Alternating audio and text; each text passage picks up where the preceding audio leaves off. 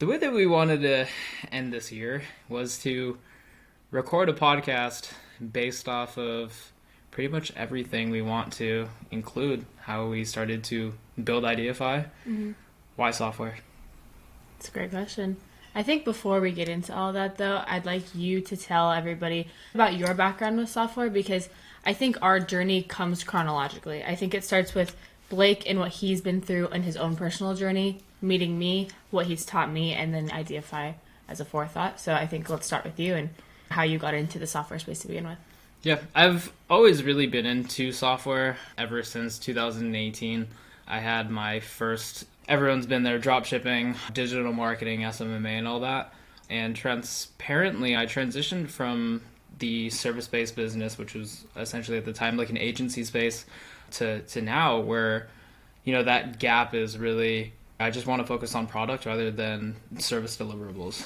In 2021 to 2022, I was primarily working in the tattoo space. I had an agency back in LA where we'd managed tattoo artists, and we essentially use a white label software called Go High Level to manage all these artists, with 14 people staffed all in-house to manage these tattoo artists across the US. And essentially what that was, well, fundamentally it's a business where we used software, which is the CRM, to manage the business operations for those brick and mortars, right? Now I'm really starting to transition out of that and mainly focus on the software aspects of it, because everybody talks about how to build a dropshipping store, but nobody talks about how to build the next Shopify. Mm-hmm. Absolutely. 100%. I love that. Yeah. And I love that you went through all of the steps. Like, you went through the SMMA, you went through the e-commerce, you went through the dropshipping, you went through everything. Fun fact, Blake actually started when he was a kid with selling shoes and doing off-rep as well. So he's been in the business game for, what, your whole life, pretty much, like since you were a kid. So this is nothing new for him. The idea to start a software company is just the next step in your journey, which I think is super cool. But you started working with a lot of well-known content creators after that, and then you went into the course building space. So detail us how that transition happened from tattoos into that, because it's so different. Yeah. November 2021, I essentially got kicked out of my own company that I helped build and made a private exit. And after that, really the only skill that I had was knowledge and understanding of how to build stuff online. Some of my close network at the time were affiliated with people amongst the Eman Gadgets, the Ryan Pinedas, and stuff like that. So honestly, it was really about seeing what my skills were. And at that point in time, around November to December, beginning of December, actually came the opportunity of working in the course creator space directly with Eman Gadgets. And so his team and Pete actually reached out to me and asked if I wanted to help with this NFT launch. And I was like, what is this? It's like new technology. And essentially what NFTs are is software. It's really all it is. It allows people to own stuff over the internet, which is like really cool. And that concept really stuck with me.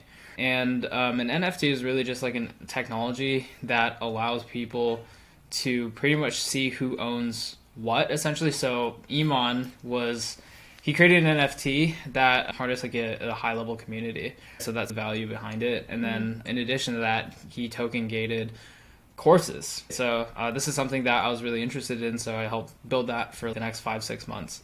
And we had the whole gatekeeper operation process and helped build all of that out, screen hundreds, if not thousands of people. And so that was really the transition from, I was like, oh, okay. So the tattoo space, which is service-based business, managing these tattoo artists day to day, and then I transitioned from that to like the blockchain. Was just like, wow, like this technology moves a lot faster than to artists because they're dealing with the day to day. However, it's like we're working with future technology, and it was just really exciting to work in like that space, and that's like how we met. I was actually talking about NFTs at the event that we previously met at back in February.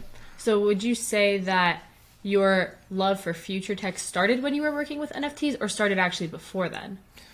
I've always loved technology. I've seen that technology has become a part of every single business, and it's an essential part of every single business. It's literally what makes or breaks a business. However, the wave of like future tech, like with like NFTs specifically, and artificial intelligence, we get to that in a little bit, really started to open my eyes as to how this technology is going to disrupt a lot of industries and how a lot of businesses are going to evolve over time. Absolutely. Yeah, that was like a big jump. And so when we had met, actually, I had heard about NFTs before. There was a project. I'm an artist. That's my background a little bit as well. And I was going to be doing the art portion of the NFT project for some kids I went to high school with, and ended up not happening. And I can talk a little bit about how we met, but I ended up getting invited to a networking event here in town, and I had a job at the time. I'm a personal trainer. I was working as an assistant coach to another trainer, and kind of decided I didn't want to go to this event because I'm not looking for a job, not looking for new connections. I'm comfortable in the place that I'm at, but I just had this feeling that I really needed to be there. I was asking everybody, should I go? And everyone said no, but I really had a feeling that I should be there. I ended up going, and Blake was actually talking about NFTs at this event, and that really struck me because that's something I never really fully dove into, but always had the interest in. And it's just interesting to see how now you're not even working in that whatsoever, but that's what had started us. But I want you to, talk more about your perspective as well, how that. Well, yeah, that event was my selfish way to test like the reception of what modern day entrepreneurs assess what future tech is. Mm-hmm. And my sort of assessment at that time was most people, they're quite honestly, they're not ready for this sort of technology. Absolutely. They don't understand what the blockchain is. All they affiliate with is just like the Bored Ape Yacht Clubs, like PFPs, and like some sort of MLM cash grab, which essentially, unfortunately, what a lot of people did to the technology at that time. Yeah, at that event when I was speaking, I was actually there to like survey people more and see what people are actually doing and building, right. And to see if anybody was working in my vertical. And every single person there was just like, oh yeah, I have an agency, or oh yeah, like I am real estate, oh yeah, like I do some sort of content creation fans agency, whatever model. And I was just like, wow. So it feels as if it's my fiscal responsibility to not only educate people as this future technology is, however, build products as a means for them to familiarize themselves. And my goal always has been to accelerate the world's transition to the mass adoption of this sort of technology. And I think right now building products in that vertical is exactly what I am strictly focused on. Absolutely. And that's what you should be focused on. That's something I've always admired about you. Everything that you do is to make things better for the lives of other people. Like every service that you provide or have provided, and then everything that you build right now and every software that you build, because he's got a lot of things in the works as well, but everything has been to help someone else have an easier life. And I think that's ultimately the coolest thing about your goals, just working to help other people. None of this software stuff necessarily comes out of passion, does it? It's more of the passion to help people. Tell us a little bit more about your passion. Well, software, essentially, the cool thing about technology, and I think Naval Ravikant said this, is technology democratizes production and consolidates consumption. So what that essentially is, like everybody has like a smartphone, for example, right now, and they are like users to the platform. However, there's people who create and onboard them even without them even knowing it. There's two industries right now that call their customer base users. It's technology and drugs. Technology, everybody touches tech in the world, whether they like it or not.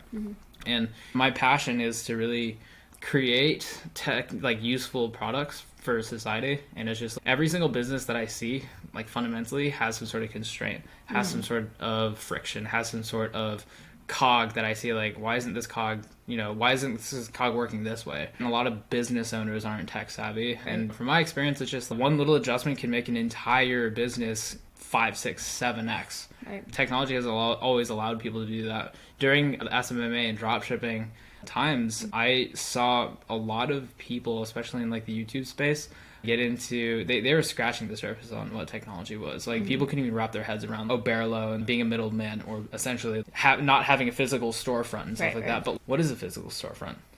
Do you know what I mean? Like where's it hosted? Where's the traffic coming from? Absolutely. So it's really software at the end of the day that like essentially facilitates every single business fundamentally. And once you understand that the real winners are the Amazons, the real winners are like the Ubers, the real winners are the Airbnbs. It's not the agencies. Name one agency that's just like that services everybody that's really big, other than Gary Vee's of course, but there's really like at scale. Expedia, Airbnb, Uber, it's a software company. It's interesting to think from a perspective of someone who was never in software before meeting you. most people actually don't know that they're using software on a daily basis when they really are. Like, all of your social media platforms are software and AI, whether you like it or not, you are using AI. Same with a lot of the things that we used in school, like Wolfram Alpha. That was AI, and we used that in middle school? There's so much that's AI and software that you don't even touch or you don't even think about. Uber, for example, we use that on a daily basis. Uber Eats, things like that. You're using like Expedia, like he said, all those kind of apps. We just think are regular websites that we're searching up. That's tech, that's software. And so a lot of people have either animosity or just like friction when it comes to wanting to explore software, because they're like, oh, that's too tech savvy for me. But it's like, the cool thing about what you're doing is you're trying to make software where you don't really need to be tech savvy to use it. And that's a really big value we have in Ideaify as well. Like, you don't need to be tech savvy to use it. And as someone, if you were to ask me a year ago, actually, do you ever see yourself working in the software space? I would be like, absolutely not. What does that even mean? What is software? What is technology? Like, I don't know. I would say, no, I know how to use my phone. That's about it. I can use like Google Docs, but I wasn't really tech savvy, if you'd say. But when I really dive deep into it now and I'm able to see what software and technology really is, it's really cool to see that I've actually been using it every single day. And I might be actually more tech savvy than I think, but makes your life easier. Absolutely. And software is all around us. Like, that you cannot avoid software. If you work a job in this century, you can't avoid having any kind of tech and software. What is your definition of tech savvy? I think that's a really hard question, actually. Tech savvy, I think, is a construct. I don't think there is a baseline for what tech savvy means. Your tech savvy and my tech savvy could be different because you have more experience. So you thinking you're not tech savvy is probably expert level for me. You know what I mean? Yeah. And so if somebody, like my parents, they would say we're not tech savvy, but my dad actually uses tech in his business all the time. The whole Adobe Creative Suite, all of Microsoft, like, he uses it a lot, but he always says, oh, I'm not tech savvy. Yeah. So I think tech savvy is super subjective. What do you think? I think it's breaking down. I've been thinking about this for the past couple of days as well. It's broken down into 3 verticals. The first vertical is resourcefulness. The second vertical is ability to learn or learning pattern. And the third vertical is application. Okay. So when somebody self-identifies, because you're right, it is a self-contract. I envision like the busy business owner that self-identifies themselves as tech savvy, and they don't know how to solve a problem in their business. Are you going to sit in the pocket and just say, oh, I'm not tech savvy, how do you do this? For example, they don't know how to deactivate an ad campaign because they fired the agency that they want to work with. So let's just say the ad campaign that they're running on Facebook, they don't know how to actually click into the Facebook, log in, go into their ads manager, see the ad that they're running, and disable it. Okay, that was 3 things that the business owner had to do. Log in, open up the campaign, and disable. And it's a little click of a button, right? So the definition of tech savvy to me honestly doesn't really make sense because it is a social construct. It really depends on person to person. However, I think it's broken down to those 3 things. Resourcefulness is just, okay, what are the resources around you? You need a laptop to open up ads manager, right? Check, right? Learning. Okay, so everyone can either go to Google or go to YouTube and figure out how to deactivate an ads campaign within less than 20 minutes. And the third part is application, and it's literally the click of a button. So somebody who's, in my opinion, more quote-unquote tech savvy than someone is really like, because it's, to me personally, it's not a binary. It's more of a continuum. It's not an either or. It's like, to what extent are you tech savvy? To what extent are you comfortable finding answers on your own using technology? Exactly. That's what it is. That follows those 3 verticals. Exactly. So like, you don't know how to do something. What do you do? What resources do we have? Exactly. The thing is, like you said with the ads management, I've never ran my own ads before. So if I were to just see the ads manager and have to figure it out myself, I could really easily just say, oh, I'm not tech savvy. I don't know how to do it. 1, that's lazy. Like, I didn't try. And 2, you could open up YouTube. We have so much now. We have Reddit. We have YouTube. We have Instagram you can look things up on. We have the entire internet, GPT. There's so much you can just look up and just be like, hey, how do I use this button? How do I disable my ad? And you don't need to hire people to come in and do that. It's the resourcefulness, like you're saying, is the most important part about being quote-unquote tech savvy or tech resourceful. Yeah. That's interesting. What do you think? You just scratched on the surface, like, with artificial intelligence. How do you think that might disrupt the world? I think it already has. I don't think anyone was ready for what it's doing right now, and I don't think anyone is going to be ready for what it has the capabilities to do. I think people know of artificial intelligence. If they do, I actually know a lot of people that don't even know what OpenAI is. Or when you say ChatGPT, they only know it as ChatGPT. They don't even know what OpenAI is. And they don't know they've been using AI in their daily life forever. And so I think it's not People like us are anticipating it because we work in this space, but I think a lot of people are going to get blindsided by what it can do. I think it's incredible. I think I use it on a daily basis and I absolutely love it. And I think this is something I'm going to continue to use forever. But there are drawbacks as well. And I think once AI and humans come together, I think that's when the problems really start. I don't think it's a problem in terms of taking out jobs, because I think it will actually create more jobs. I think the problem is once they start to ingrain the AI features into humankind, that's when people are going to start having the big debates, and that's when the problems are going to start. What do you think about that? No, I agree. Let's take a step back. Like, what is AI? To people who don't really understand like the industry that we're working, because I understand some people just like see like I'm on my computer all the time and they're like, oh, like I'm in software, I'm in tech. Like when I tell people I'm in AI, it's a question, oh, like what exactly is that? So to the viewers who don't really understand what that is, how can you simplify what that is to somebody who's never heard of it before? That's a great question. So actually, I had never heard about it before until, I believe, February. That was when we first met. So the day that we met, actually, funny story, my dad came to me and he pulled up ChatGPT and he was like, look, there's this new website out. You can type in any question that you have. You can have it write you anything and it'll do it. And I was like, okay, sounds cool. I was like, write me a screenplay about this, because I didn't know what to write. And it gave me this huge long thing with the narration and everything. And I was like, oh, this is interesting. I don't really understand how it's doing that. And I didn't believe it at first. I was like, this isn't going to help anyone. This is going to be used to cheat on tests at school. This is just going to be some little tool that doesn't matter. I'm not going to care about it. Yeah. And then I played around with it actually a little bit later before I came to the event. And I was like, wait, this is cool. I asked it a couple questions about my homework since I was still in school at the time. And I was trying to figure out what this really was. And then I came to the event and Blake actually did touch on AI, because he wasn't necessarily like working fully in the AI space at the time, but he was using AI in a lot of what he was doing. And so you like explaining that solidified my understanding of this is something huge that I need to focus on. Not necessarily something I understood, but I need to focus on it. And to my understanding still, what AI is, it's a tool to help people do anything. It's hard to explain because AI itself, we don't really understand fully. No one really fully understands what the artificial intelligence is, but basically OpenAI has used artificial intelligence to create ChatGPT. The back is OpenAI. I'm talking about. Okay. And so you can ask it any question and it'll use the understanding of the entire internet, currently as of this podcast up until 2021, but it can use the entire internet to answer your questions. So for example, if Blake feels sick one day, I always go on GPT and I ask, my boyfriend has these symptoms. How can I help him, or how can we fix things? And it'll help you. It'll give you everything based off the understanding of the internet. So that's, I believe, like the simplest way I can explain it to our viewers, but add on that. What is like artificial intelligence is an acronym. This is what it says. Like AI is artificial intelligence. Artificial meaning synthetic. Intelligence. What is intelligence? Okay, so I'm going to be really deep here as well, because I like to define terms. So intelligence is our experiences and beliefs, essentially, in our brain. Okay, so I'm going to make this sort of connection in which what it is. It's like knowledge, understanding, beliefs. It's all those things that we, ever since we're a baby, up until now at this point, have collected data. So that data and people around us and our environment and stuff like that forms our beliefs and our identity, etc. It is, all intelligence is...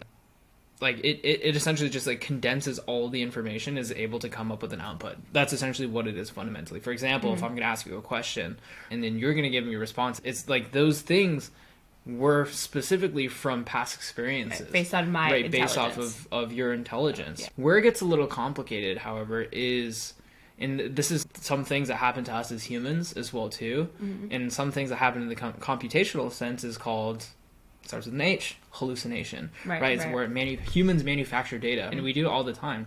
Humans actually aren't built to memorize concepts or to remember what it was like our third day of being born, because we're programmed to survive. We're, you know what I mean? We are an evolved species that we can barely remember what we did 10 days ago. Exactly. We only use 10% of our brain anyways. Exactly. With AI, essentially its knowledge is the internet. It is essentially, it's not living, it's not breathing, but it just is the internet. So it's literally a line of code that took a snapshot from 2021 backwards, and it uses all of that information from the internet to amalgamate beliefs. And in fact, users now are using 2021, like GPT 3.5, GPT 4, they're using all of that information right now, and it just and it just condenses down that information into like outputs, and these are like probably very accurate outputs, and I think they have a 95% accuracy rate. If you go to OpenAI's website, like 94% is a lot. Yeah, and the interesting thing about these hallucinations is if you were to go to GPT and you were to notice that there's a discrepancy in the answer, you can actually ask it again, hey, are you sure about that? And it'll repeat and it'll do the right answer. Like I've had that before. Yeah. I was actually having it read a contract and see if the two contracts were the same. And it said all of these differences, like so many different things that were different. And I said, are you sure about that? I'm not sure if I caught those. Yeah. And it was like, actually, no, these are the exact same one. You're right. So sometimes, very rarely, but sometimes you can go back and actually challenge the hallucination and see if you can get the answer. Yeah, absolutely. Yeah, working with AI, from what I have experienced, is it really just amplifies who you are as an individual. If you're like, everyone has access to ChatGPT, it's free. If you are tech savvy, be ultra tech savvy. If you're an entrepreneur, be an ultra entrepreneur. That's such a powerful resource for anybody to get access to pretty much extend their abilities to essentially do anything. From what I've seen from certain people, if you're it essentially will amplify who you are. Like if you're lazy, you're going to be ultra lazy. Clarify on that a little bit. So give an example of someone that, not somebody, but give an example of in which you'd be lazy and this would help. Absolutely. So like you might have that solo entrepreneur that thinks they can tackle running an entire business by themselves, correct? And you could just say, oh yeah, I have an AI that can solve all these problems. However, there is limitations as to what this technology can do. For example, it can write you an entire blog post, but it can't distribute that blog post to your ICP, your ideal client profiles. It can't distribute that to social media. There still has to be some sort of, especially running a business, there needs to be an extent of human distribution to like when you're pushing this product out, or like you're using that. So I think, again, AI amplifies who you are as an individual, really. Like how you use AI is pretty much like how, it determines exactly who you are as an individual. Somebody's going to go in and like, for example, like older people can go in and just play with it. Whereas like you'd have someone actually using this technology to build a robust application, and which is technically what we did to build Ideaify. Someone's like write me a poem on like Halo, for example, or a screenplay. Like some people are using, because like this is just text to text. Some people are doing like text to pictures as well too, like Luma, for example. Luma, it's like that viral app that you submit all of your photos, and AI outputs a bunch of AI photos of you that are like prompted through Midjourney, which is a different type of model. You know what I mean? Like essentially you can use it to like your resource to create anything. However, most people, and again, this is a big problem that we solve with Ideaify as well, when you type into ChatGPT, you have to prompt engineer to get a good output. Exactly. I was going to touch on that. It is 100%. Very difficult. It is very difficult to get a good output. Can you explain a little bit about prompt engineering? So that's like a buzzword in this community because we know what that is, and that's something that we actually had to do to build our app. But when you tell anyone that's not working in this space, hey, how comfortable are you prompt engineering with ChatGPT? That's a word that's misunderstood. So explain a little bit about what prompt engineering is and why people have to do it. I think prompt engineering, it only applies to like more sophisticated outputs. When somebody's using it, hey chat, what's the weather? What was the weather like in May 2014 in this area? It's going to know the answer. That's not prompt engineering. However, if you are, because the definition of engineering is like figuring, like you need a specific output. Like you have some sort of like actual goal, but you have to actually reverse engineer how to like get that. And like the way to do that with chat, since it's just like it's just a message box, you have to actually prompt in order to get a good response. Right? So essentially that's like what it is. You can't just say, write me a blog post about digital marketing and expect it to be SEO optimized or be personalized. Exactly. Right? You can't just say, hey chat, I need to do like I need to create like a short form Instagram script about fitness and nutrition. It's you still fundamentally need to know as a content creator is like you still need to have a hook, you need to have a smooth transition, you need to have digestible points. Because if you ask GPT even right now updated to write you a script about like that, it's gonna output you an entire paragraph and you're just gonna be scratching your head like, why didn't it give me the frameworks? It's because you haven't prompt engineered those frameworks to be in the line of code, because you haven't reverse engineered exactly what the output you want. Exactly. And that's the thing about being a content creator using AI. If you use GPT, it's only up until 2021 for now. And so the frameworks of hooks that are engaging and how to actually deliver your content is always changing and is changing per platform. TikTok right now is going towards the long form videos. Instagram right now is 7 seconds, 5 seconds, as fast as you can get it. Let it replay while people read your captions so that you can get more views. Everything is optimized differently, and GPT currently is not keeping up with that. So if you have it make you a script, it'll give you the information that you need, but you would need to prompt engineer in order to really get what you want for that virality, if that's what you're looking for. Same with hooks. Hooks are changing all the time. You can't hop on your phone and say, hey guys, it's Les. Today we're going to... No, I already swiped. It's not interesting enough. And that's the thing about this constantly evolving social media landscape. We came in as people who do create content and decided we need to make something that, one, we would use, two, other people will use, and three, it's made by people that actually do this every single day, so that we understand that social media is always changing, and we understand that there are evolving needs for these people. And it just prompt engineering, even if you're a good prompt engineer, you have to spend the time understanding social media as well and how it works and the AI and how the algorithm works in order to really get a good response. Yeah, you have to understand how the mechanics of how GPT 3.5 differentiates itself from GPT 4. Absolutely. Right, because those are two different personas. Absolutely. GPT 1, from the jump from GPT 1 to 3.5 to 4, it's like you're condensing. What's crazy about those sort of engines is you're condensing down the prompts. Like if you were to have the same prompt, you're going to get different output across every single engine. But if you want to get the same output, you're going to have to condense your prompts. And the creativity scale is different amongst all of them. It's really complicated. However, I think like OpenAI's goal is to make prompt engineering easier for people. However, it's like a very difficult task because we don't know what the end individual wants. We only know what the computer is able to output. Exactly. Right. And that's, I think, why there's a lot of pushback with AI with a lot of users, because if you're looking for, let's say, a video script and you say, make me a video script about this, and it gives you a bad response and you don't know that you need to prompt engineer, there's no one teaching people you need to prompt engineer. No one telling people you need to do that. And so if you don't really understand that, then you're going to think, what is this thing? Like, why are people raving about it? And then boom, you're out. And so I think one thing that we want to do with Ideaify is make sure that we mitigate that and make sure that we're able to come to all levels of creators and just let them know you don't need to go in and create your own prompt. We already did that for you. Every single tool is already individually prompted. And the cool thing about the conjunction between software and AI is that where software has its pitfalls, AI can come in and fix. And where AI has its pitfalls, like the hallucinations, and not hallucinations, you were saying it earlier, like the capacity to do everything for the lazy person, you know what I mean? Software can come in and fix. So AI, for example, can make the video scripts, but the software can distribute the video scripts. Does that make sense? So I think they work hand in hand, which is why I really like the space that we're working in.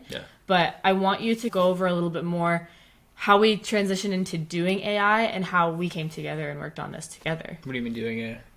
Working in AI. Like, how, because you were working with course creators when I first met you, and you were still in the NFT space a little bit, more in the educating people about it.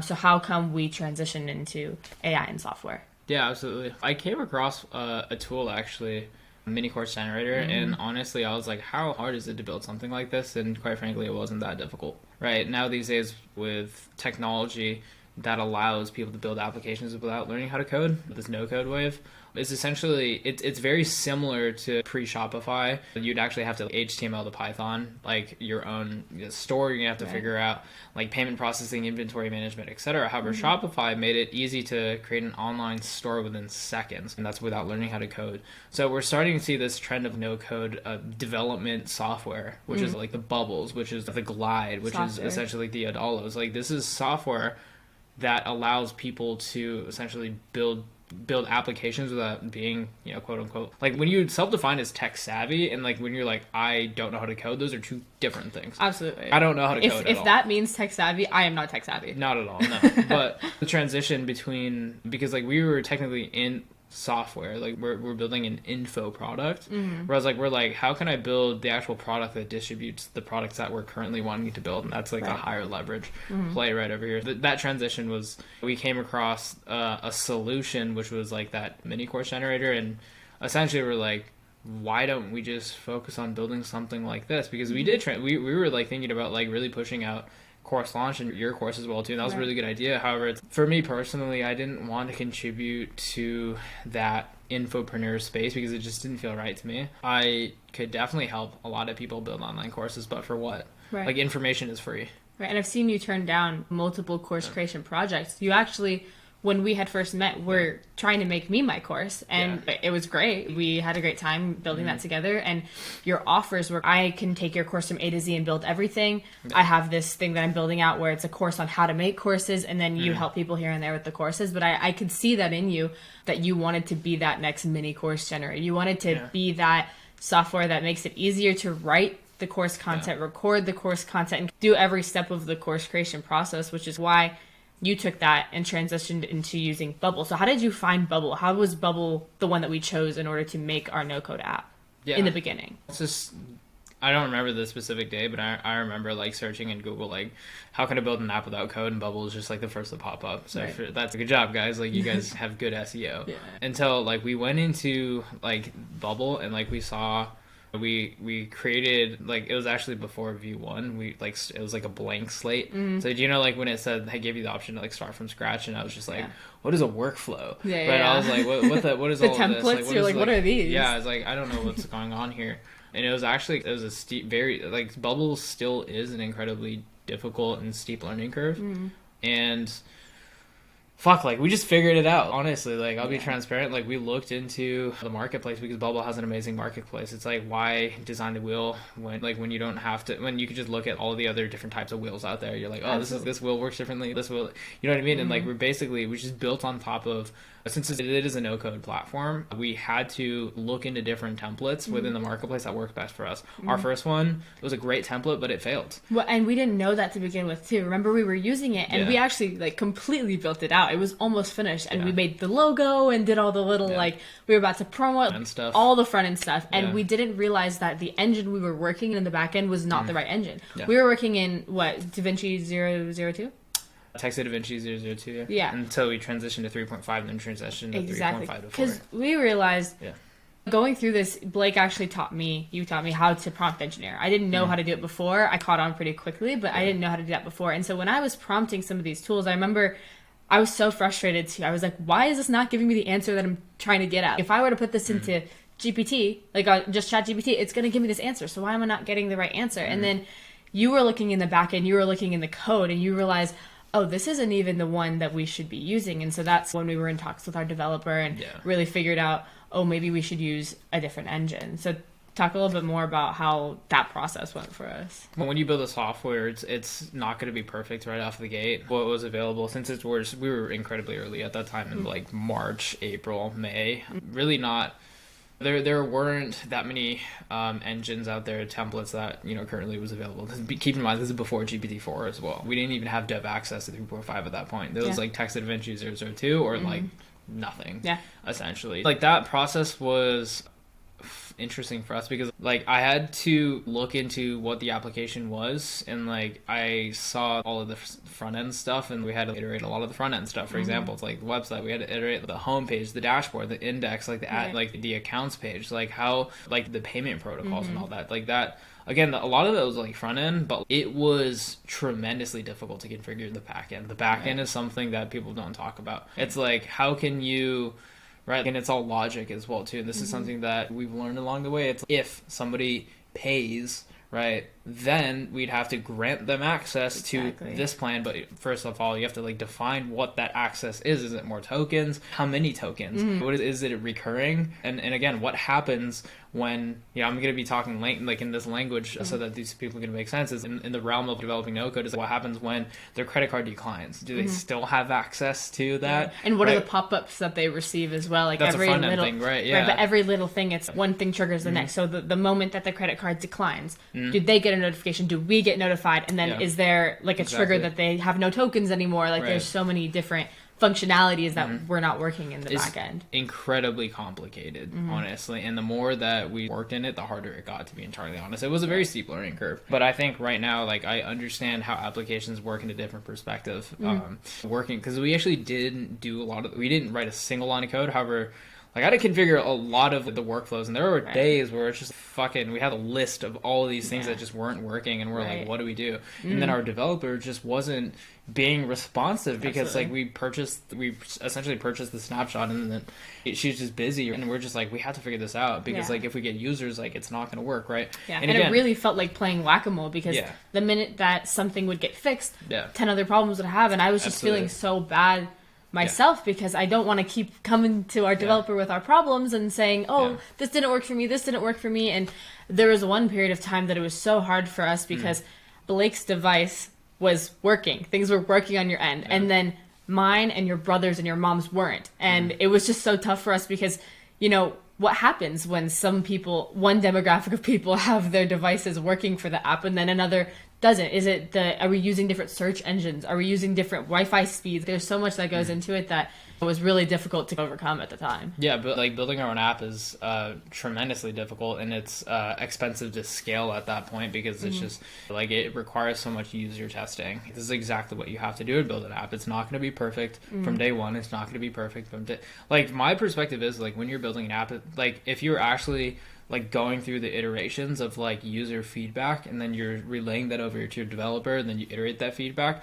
It's if you keep doing that every single day, tomorrow is going to be a little bit less perfect than it was today. It's never going to be perfect. It's just a constant flow of iteration. So like, this is exactly what we had to do, and that was just the price that we had to pay. There was one like that instance where we were driving to Utah and we actually had one of our first users pay, and then we're like, yeah, so exciting, but they didn't get access to their premium, you know what I mean? So they're in the same free plan, but they already processed the payment. And in sales, for example, if somebody purchases, especially users, if they purchase something, they don't get it instantaneously, right? Because it's just one little workflow was misconfigured, then you can get immediate churn. Luckily, he was one of our friends, so we had to go back into the application and actually manually grant him access. But stuff like that, it's what most, and actually like all SaaS and software founders go through, like building any sort of product like this, even really any business per se. It's never going to be perfect, but it's really about how much can I break this? Like you have to be able to shift your perspective. I feel as if most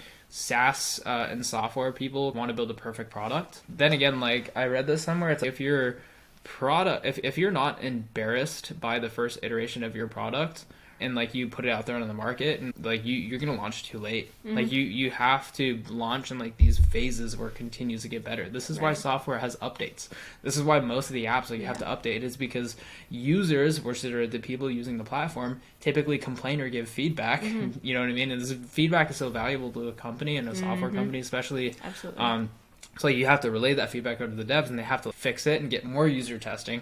So this is just part of the game. Right? I think that was a huge learning curve for us as well, because we both came from more of the info product and actually being in the service-based businesses. And everything you give when you're in those spaces, everything you give out is perfect when you give it out. If you're making a course, you have to record these video courses. You can't go back and edit that. You have to go re-record it again. So we came from the perspective of, everything has to be perfect. And then I remember we took Alex Heaton's course actually about how to build a no-code app. And that was after actually we had built everything out, but that was more when we were in the marketing kind of area with it. So when we took Alex Heaton's course, that's what he told us. Software is always going to be continuously evolving and continuously be iterated. And you can't have a perfect product right off the bat. It's going to keep changing. And I think that was a really big learning curve for us actually, because we're both coming from that side and we're both pretty perfectionist type of people, and having to let that pride go and realize, you know what, let's give this out to you because it's ready to be used. Once we were done with it, we're like, it's ready to be used, and we're just open for all of the feedback. Like I remember in the very, very beginning, once we launched, we told everybody,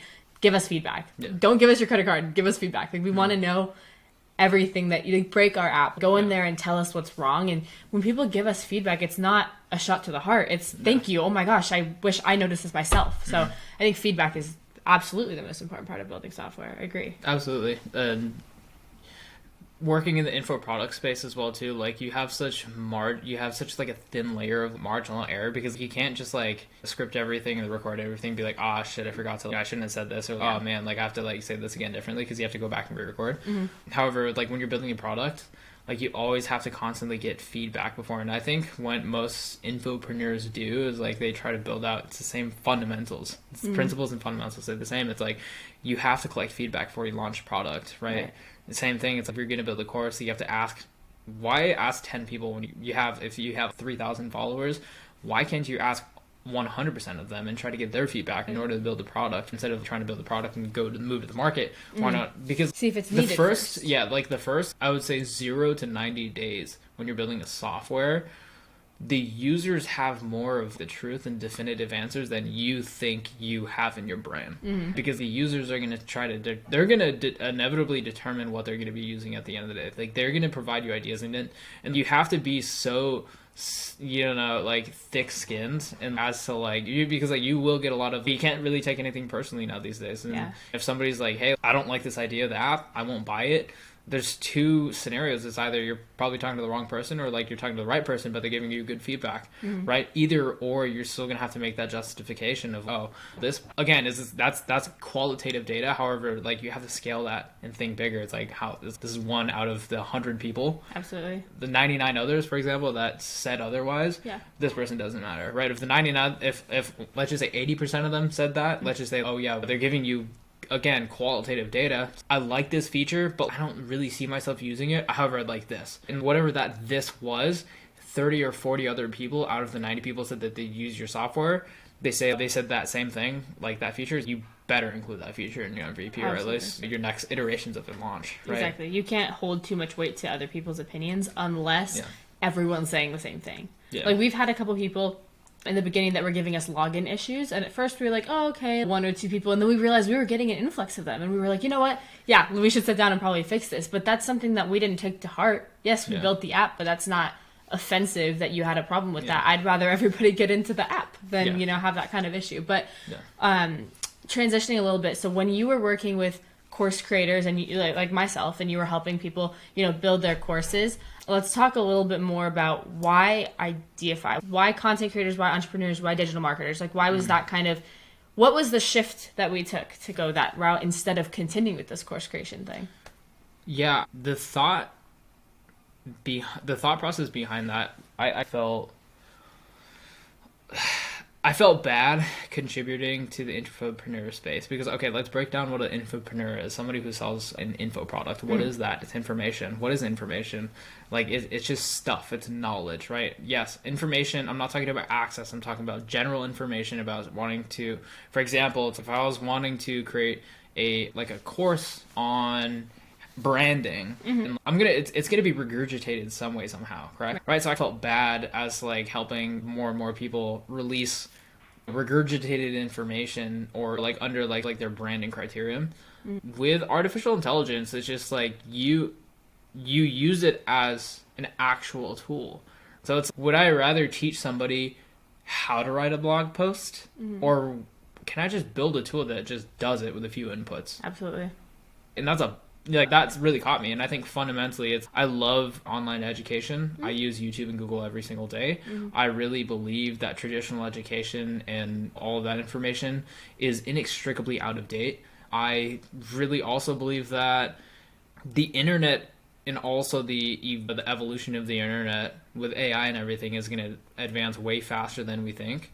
So I was like, why not just build in the future from this point moving forward? It's like, why would I teach somebody to productize their beliefs, their experiences, and their knowledge of the world? And why do they have to teach people when, like, you could just give the tools to these people to extend their creative abilities, to create more content rather than, like, originality? Like, what even is originality? Exactly. You understand? What does that even mean? I understand that you can't recreate experiences, beliefs. You can't really recreate those things.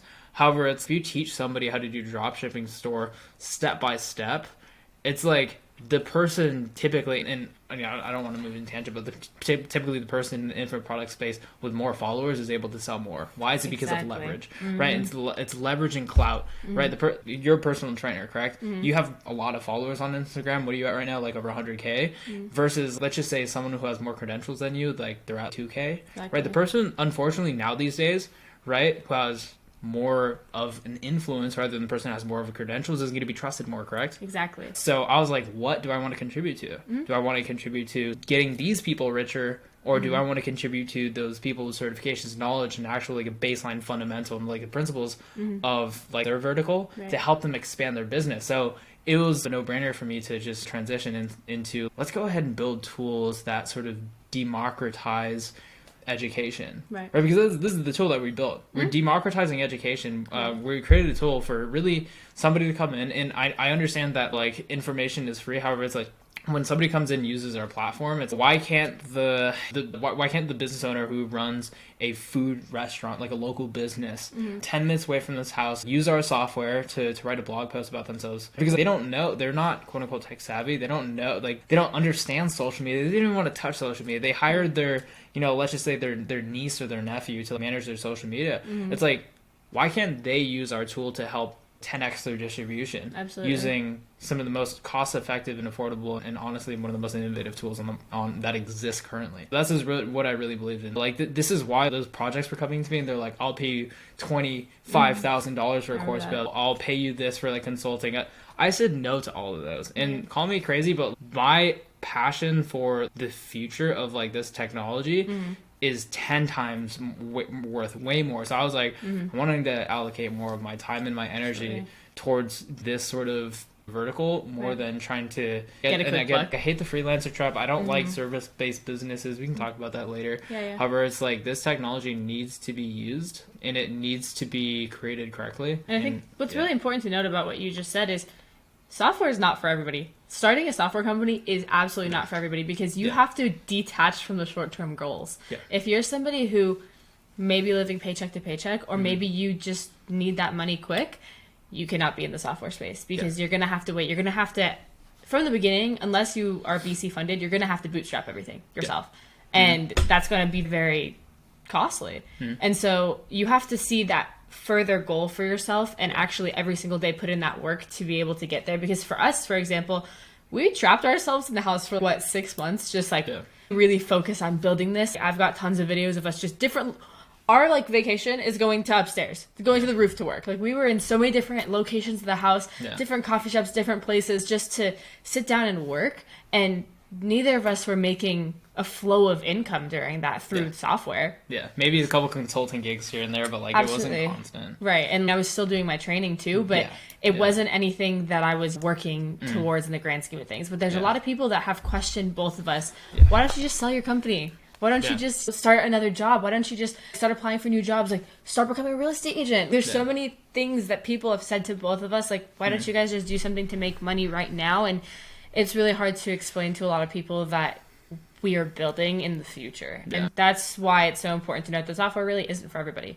It's not, us on this podcast is not inviting everyone to do software. That would be amazing. Like, it's something accessible to everyone. It's something that everybody can do.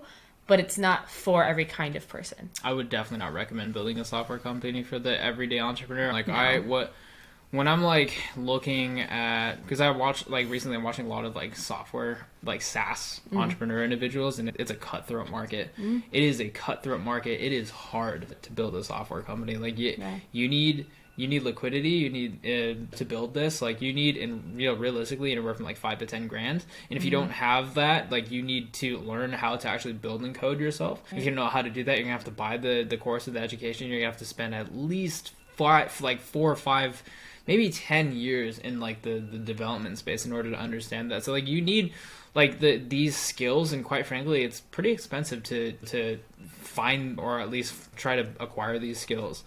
And unfortunately there are those stories of like people building for 5 years, 10 years, and they haven't amounted to anything until that 11th year. And like it's so common in the software space. What social media has done is it's pedestaled entrepreneurship in a box, and they said there's so much opportunity out there. Let me tell you, my friends, 10 years ago was the same level of opportunity as it is today. Absolutely. Like the only thing that is different is the fact that you haven't made a conscious decision to take a step forward in today. And again, you don't create an opportunity without moving a step forward and moving the needle forward. Great for New Year's. No, exactly. And like, again, like the world is always changing, and I think that more, hopefully with the development of the no-code space, I still think we're incredibly early. I honestly don't see, for example, like your sister learning like Bubble tomorrow. You know what I mean? It's not that mass market for sure. Not at all. So like I definitely would not recommend anybody getting into software. However, it's if you have a previous experience in like agency, if you have liquidity to pay somebody else to develop like an MVP, by all means do it. But if not, just build first, like you want to build a skill, whether that be like sales, whether that be marketing, whether that be like basic skills that you can apply to like these businesses. And if you have a good software idea, again, you want to make sure that's validated first by your peers, by your colleagues, and by your following. If that software could be validated amongst, I would say, like, you have an 80% success rate amongst all of the people who believe in you, and in fact, extra points if you have validation from people who don't know or trust you, because that's even more validation, correct? Then take some of that money saved and invest that into a good MVP. And again, it's not only a tax write-off, but it's a really good investment, because if you do the math in software, it's like this sort of business. This is why software has some of the highest exit multiples. We're talking about like 5 to 15x exit multiples. A is because it's incredibly hard to build. Yeah. B, like it's recurring, right? Because like you sell, for example, like headphones, right? And online, for example, and like let's just say you have 30% margins, you have to buy inventory. What happens the next month? If you want to double your revenue for the next month, you have to double your acquisition. With software, it's like you get somebody in the door and you have their card on file, right? And this stores all the company data, and they have to pay. They're obligated to pay for your software the next month.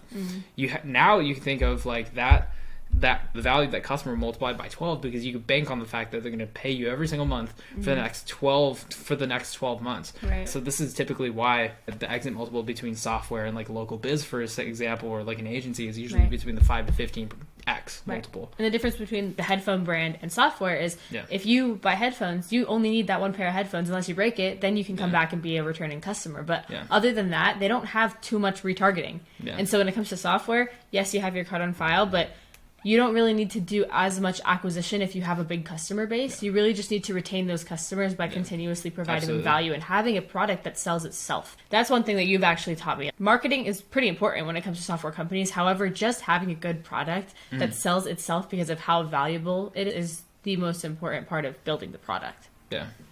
What I really like about the have you read $100 Million Offers before? You look in some of the excerpts, but like one of the things that Alex Hormozi said was, so like let's just say you have like a hot dog stand, and you had to find what your like competitive advantage is. What would it be? Like what would you want? Okay. Again, like you see those vendors like on the corner streets in front of the CVS, for example. What would you want? Would you want a better hot dog?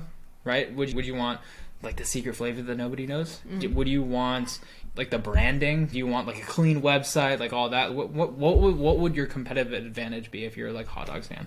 The question would be to you. That's a question to me. Probably the secret menu.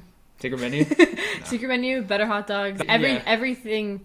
You got to look at the competitors, see what they're doing, and then do something different, do it better.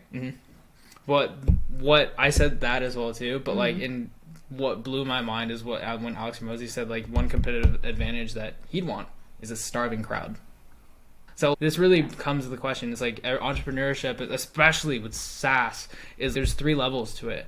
First-time entrepreneurs, second-time entrepreneurs, and third-time entrepreneurs. I think the third is like one of the most seasoned and one of the most difficult skills to have. First-time entrepreneurs focus on product, or they focus on packaging. So packaging is, how does it look? How does it feel? What is the branding of it? Like, how does it sound? Right, because that's all they see as a consumer. They see it. So they go in, they design the website, and they try to create an Instagram, and they go into Canva, create all these mock photos, and it's all the front end stuff. So how does it look? So they focus on the packaging. The second level is product. They're like, okay, so how can I optimize this product, the secret sauce, for example? How can I make this product how can I differentiate myself, my uniqueness from the competitors around me? What makes this product stand out? And I think the third level is distribution, right? How can, in my opinion, distribution has the highest form of leverage. Right. For example, you could have a shitty hot dog, but if it's after like the Super Bowl and everyone's like really happy that there's this amazing game, they paid thousands of dollars for the ticket,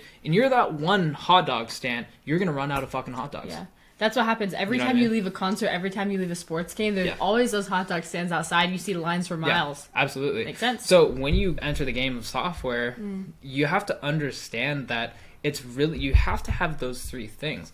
Product, you have to look good, right? As a business, you have to have a clean website. Like, and again, I'm not saying one is more important than the other. Each one is harder, more difficult for those 3 levels. Like for the packaging, that brand and aesthetic needs to be there. For the product, it has to work. For example, if your payment gate isn't working and you're not able to grant access to whatever the plan is, whatever it is that you created for the software, it doesn't work. That's almost as that's basically like opening up that hot dog stand. They paid, and then you don't have condiments. You don't have hot dogs, right? Like you didn't. Like, what happens if they pay for the hot dog and do I just get like a hot dog and a bun? There's no condiments over here. Aren't you guys a hot dog stand? So you're gonna get disputes. You're gonna get people who are mad, right? Same thing with software. And then the third level of this is the distribution aspect of it. It's just like, how can you get your products in the hands of the people, as many people as possible? And this is a numbers game, right? So you need to figure out, like, as a software company, like, where are my ideal client profile of my users, potential users, hanging out on a daily basis. It's either there's 2 ways that you can acquire customers. It's either you go to them or they come to you. And I think one isn't necessarily more important than the other. However, you need to do both. You need to know both. Inflow. It's a principle for everything. If you're trying to find a partner, if you're trying to find better friends, if you're trying to find more opportunities, you need to go in the places where those things are. If you're trying to find a friend group that maybe doesn't go out and party and you're trying to be on this new wave, then don't go out and party. Because then you're going to be meeting those people. If you're selling a product and for example, we saw this recently, like a women's fitness brand, you got the you got the ad for an all women's gym. That's bad targeting because they're not in the place where their ICP is. So they're paying for that as well too. They probably paid pennies on the dollar, but still, it can be expensive at scale. Exactly. So if your product is specifically made for women, right? It's like why like that's why are you receiving it? Exactly. In terms of the ads manager as well, like Facebook is charging you your credit card on a daily basis, and if one little thing is incorrect, it's, let's just say 50% of that demographic was males. That means you wasted, let's just say you spent $500, that means you wasted $250. And if that's recurring, you're spending $500 a day and you wasted like $250, that can add up. And that's so many lost clients that you could have gotten as well. Little adjustments, man. Little adjustments. And that's like the big thing. It's like, why, like, you have to like fundamentally assess your business. And again, like I gave that business owner feedback, and he was like, "Oh, I need to go back ASAP." That's hella important. Exactly. Because you're burning money if you're receiving it, if it's not for you. Absolutely. And then, okay, so when we were making the course building application that we had started and transition into Ideaify, like you said, you need to make sure that your business is validated before coming out. So talk a little bit about how we transitioned into Ideaify as changing our ICP completely, actually. Yeah. We do have some tools that are available for course creators, absolutely, but we completely reimagined our ICP. And then how did we get that validated? What did we do to internally and externally find validation for this? Yeah, so what we did was we tried to put the product in the hands of the ideal users. We figured out that like anybody could use Ideaify. Really, like we niched down to the content creators, digital marketers, and entrepreneurs, because like those are the verticals that we truly understand. And we are sort of like in the phase of testing which ICP, who we really want to cater to. I understand that like those 3 things, anybody really can use our tools. But we need to figure out, like, once we scale this, how can we double down on one vertical instead of having these 3? So, like, in the beginning stages, we have to go horizontal to see where the fish bite. We took it to a business owner, and he loved it. He started using the tools, and he used it. He used it right in front of us. Like, we were literally right next to him. We took it to somebody that does a little bit more technical work, public relations, in person, with our laptop, like going through our tools, and we even created a tool like literally with her.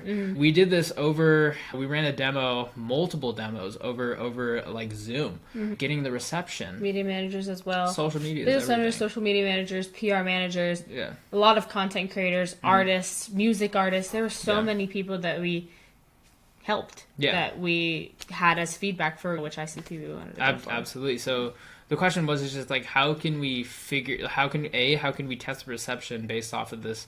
Essentially, like it wasn't even an idea. We actually just built the product and just like started pushing our product towards these people. Right. So like we weren't really necessarily looking for product market fit because like we knew like they are going to use these tools. We needed it, and that was a bet.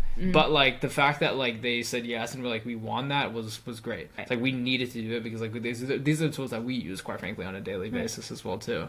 And yeah, it's really just about just as if you market your product to your audience, you'd have to market and distribute your MVP towards users to potentially either use and try to break the platform or try to pay for it and get a discount. So that's exactly what we did. And I think what's important with finding the product market fit is if you create a software company and no one else has created this type of company ever, you should reevaluate your idea.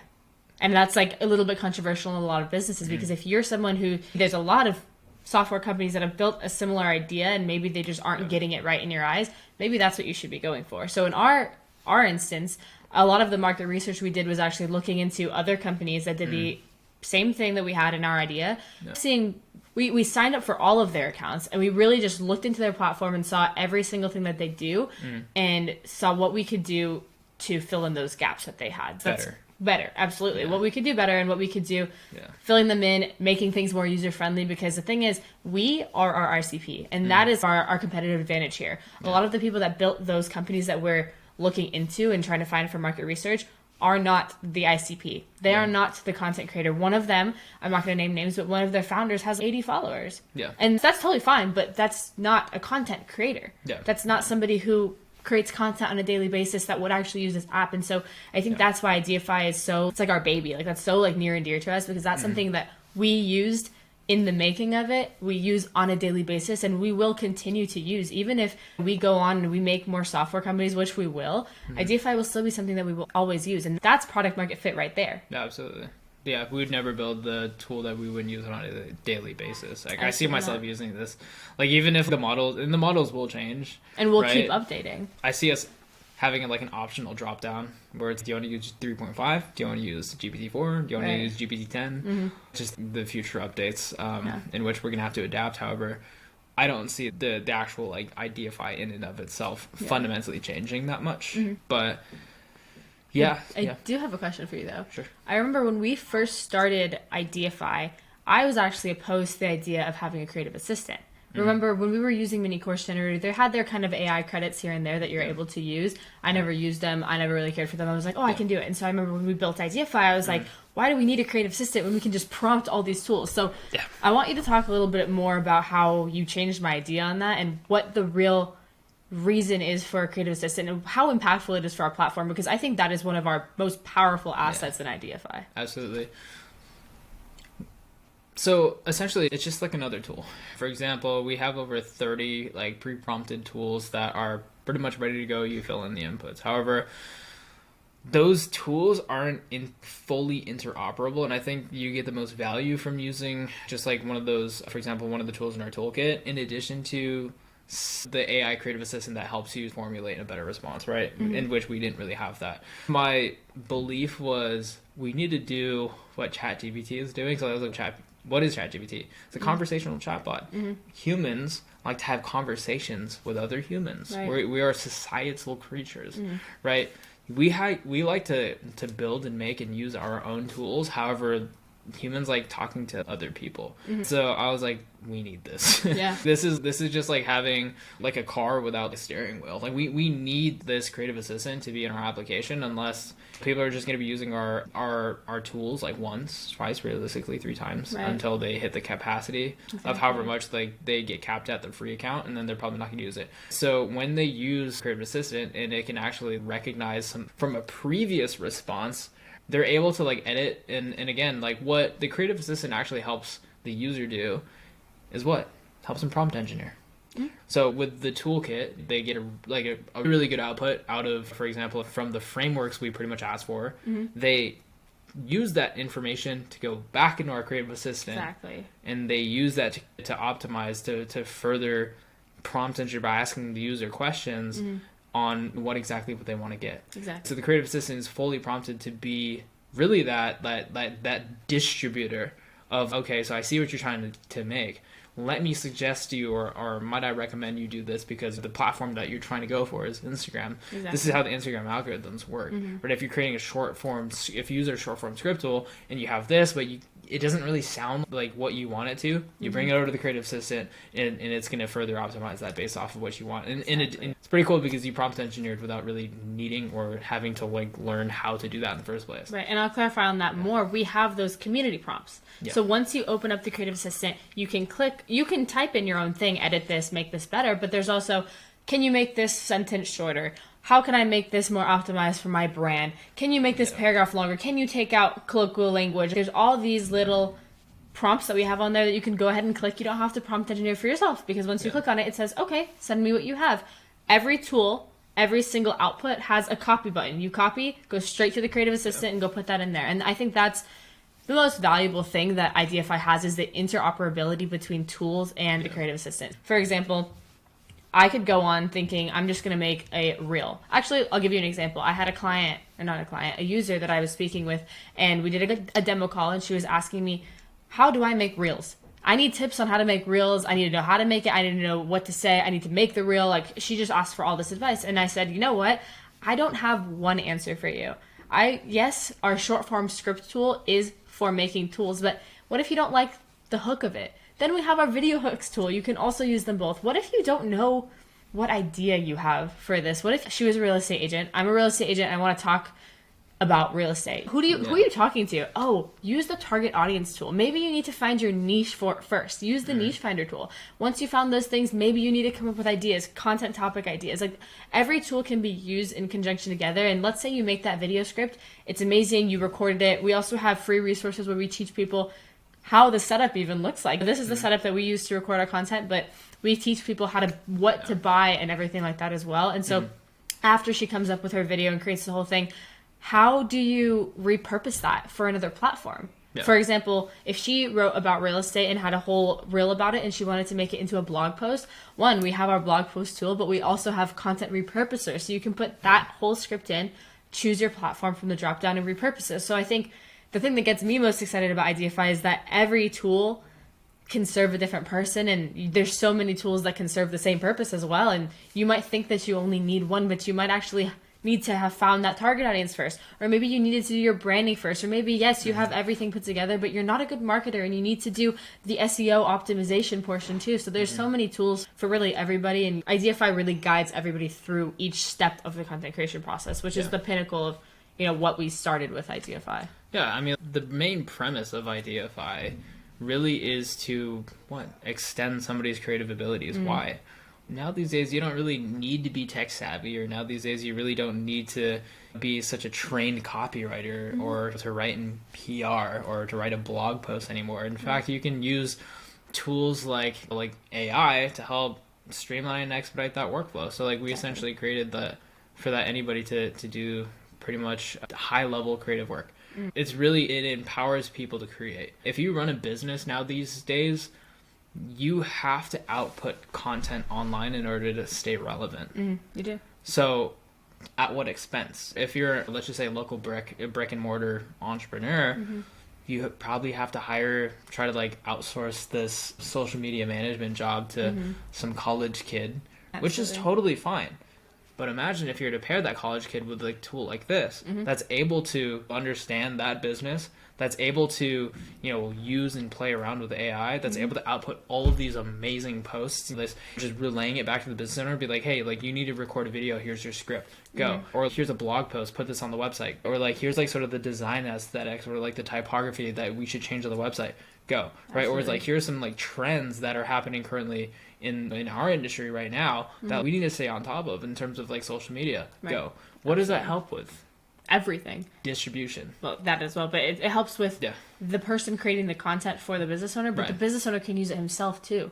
Any aspect of the business can really benefit. If you're starting a business, it could be a brick and mortar business, but let's say you're starting a business and you don't know if your business idea is valid yet, we have a tool for that. Yeah. If you're the content creator that wants to productize their knowledge and doesn't know if you should go the route of selling info products, or maybe you want to sell a course, or maybe you want to make software. There's so many different things you can do as a content creator, and we have an offers tool. I want you to actually dive into the offers tool a bit more, because I had no idea what a quote unquote offer was. That was a buzzword for me in the space. And so you came to me and you explained to me how to make your offers, what you need for your offers, landing pages, payment gates, everything about offers. And I was like, this is such valuable information. I feel like everybody as a content creator needs to know this. And so that's why this tool is so valuable. Our offers tool is really incredible. And I think we've helped a lot of people actually find their offers through that tool. Yeah, I think it mainly helps people productize their services and sell it better. That's really like the use from the day that I like thought of like this idea. It was like, oh, people don't know how to actually create. When I mentioned like the packaging, product, and distribution, people actually don't know what that product is. So when I was thinking like, okay, we need like a product, like an offers, like brainstorming tool, what information or what questions could we ask this user to help create that spark, like, oh, I could do this, right? For example, it's your fitness trainer, right? You want to work on your offers, but you don't know how to price them accordingly. You don't know you don't know what the market currently needs. You don't know what your niche or vertical is. So fundamentally what the offer is, how that is programmed is you have your free offer, which I'll cover in a little bit. You have your low ticket offer, you have your medium ticket offer, and you have your high ticket offer. This mainly pertains to people who are in the coaching sort of service-based space, not so much people who like own a restaurant, right? It's sort of irrelevant. However, it's if you're in like that online money space and you have services online, then this pertains to you. So what the free offer is, what is something that you're willing to productize and give to your audience for free? Why? So that you can buy their trust before they purchase the low ticket offer, then the medium ticket offer, the high ticket offer. So what is a free thing? How can you essentially, like, if you create a free product and you're able to distribute that accordingly to your audience, they get that product, right? You bought their trust because you created it once and you're able to distribute that to 100,000 people. You have 100,000 people's trust if they were to download that thing, okay? Right. Now you have your low ticket thing. This is typically anything that's priced lower than $9. This is like your single digit, like low ticket thing that's so valuable. That's really just a no-brainer. It's really to see out of the people that downloaded the free product to the people that purchase like that low ticket thing, how willing are they how willing are they to put a credit card down and purchase that $9 thing, or anything that's like less than a cup of coffee or whatever. So it's like, again, it's a funnel essentially. We're working from the bottom up here. So that's the low ticket thing, right? The medium ticket thing is something that's usually like double or triple digit, but that's like more expensive than that thing that tries to get them to commit a little bit more. That's usually a little bit more of value, right? And then the high ticket offer is something that just like, here's everything, I'm putting everything on the line, here's as much value. If you don't get the result, right, then it's a money back guarantee or whatever. But usually this is something that you sell for high ticket. That's usually, I'm not going to say like the low to medium to high ticket is like the most volume of transactions. However, like usually, for example, you can scale the hell out of a low ticket, right? But it's mainly how to structure that. So it's when you get somebody to commit, they have to commit in iterations. So I trust you a little. I trust you a little bit. I trust you a little bit more. I trust you a lot. And now you get to the point where it's, oh man, like I trust you. I've been following you for a very long time. I've saved up a good amount of money. I'm willing to invest in your program. I would love to meet you. So this is essentially a tool to get people to essentially create that, based off of market analysis, because it's real-time data, based off of the market. It does market research. It gives you a reasonable price on which how to price this thing.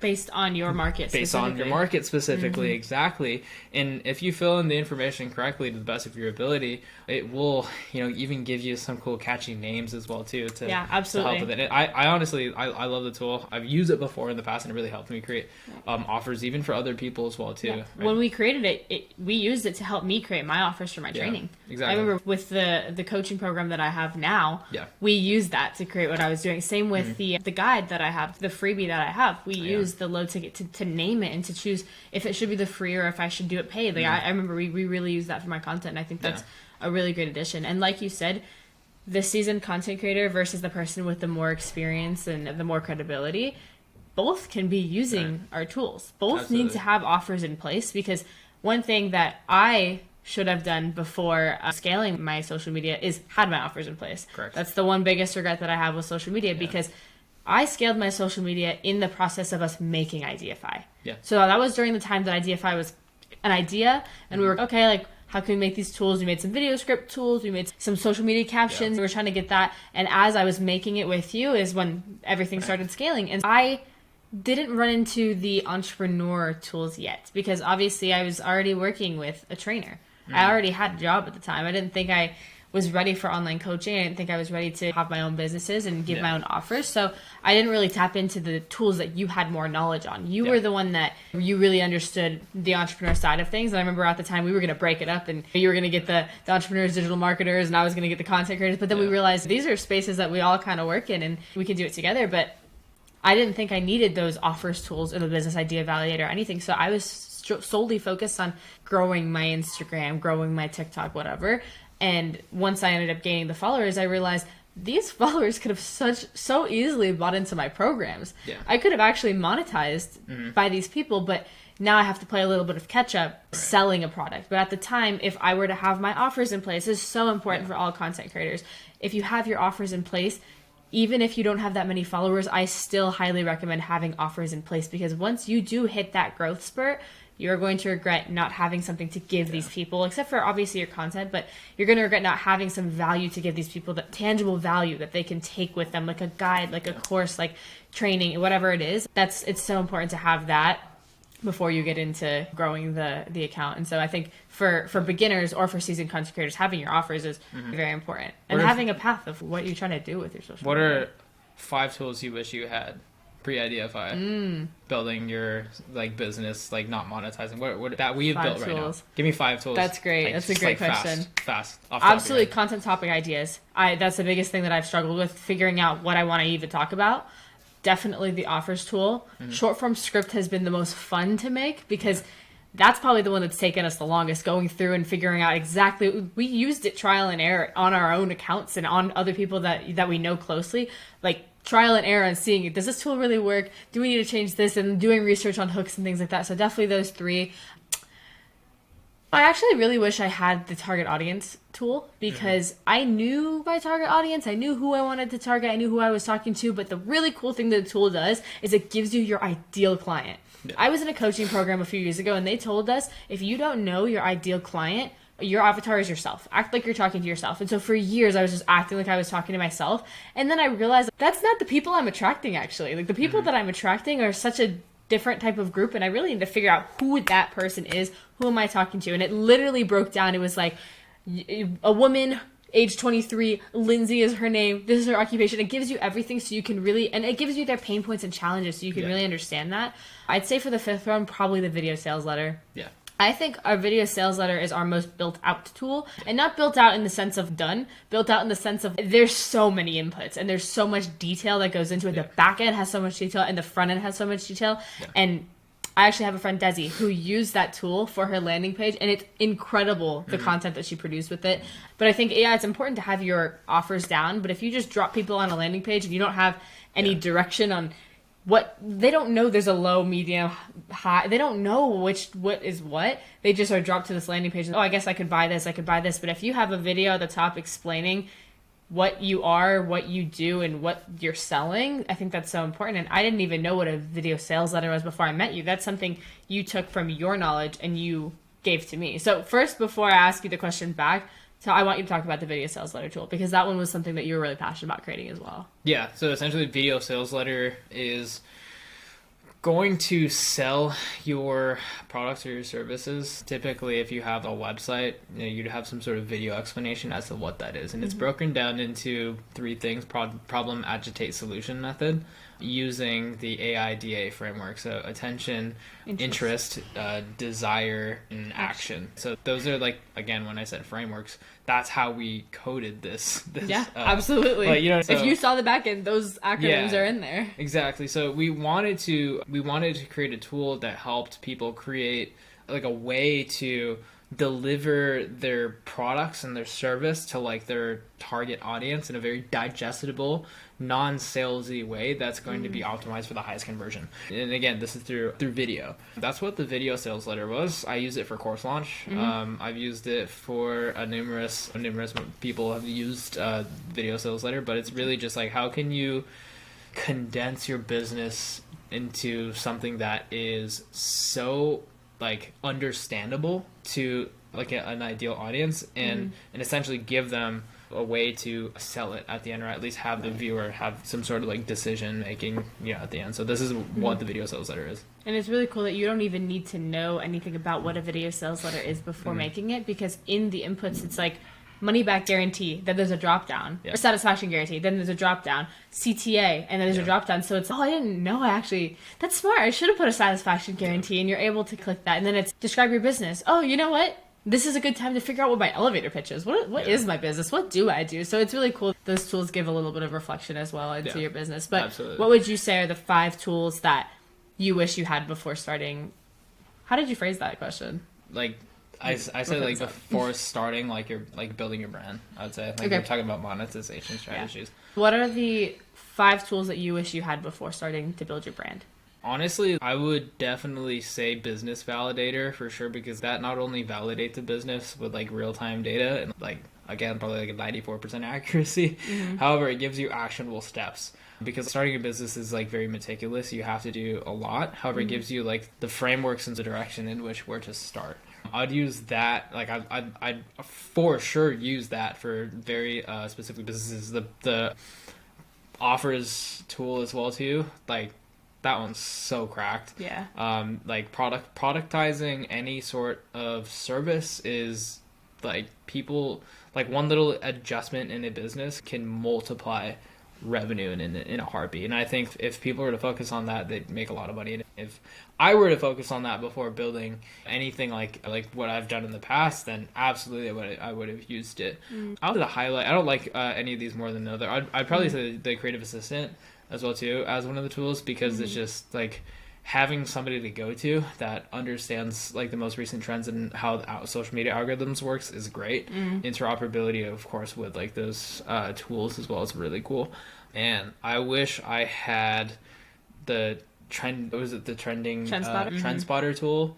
Oh my goodness. Yeah. Imagine seeing a trend before it pops up. It's like, oh yeah, people are searching for like, for example, it's like red pill, or people are searching for no-code SaaS. Like people are searching for these things. So imagine if you're like early to the wave and like you started creating content around it, and like you're the first in your industry in the vertical, you build a lot of momentum in terms of impressions. And honestly, the last one, like I really like the personalized outreach one, because that's something that you can use in text messages. You can use not only for business, you can use to respond to certain personas if you have like difficulty trying to figure out how to respond. So I come from the sales world, and every single response you had to create an angle in order to get like some sort of response or action or outcome out of that sort of conversation.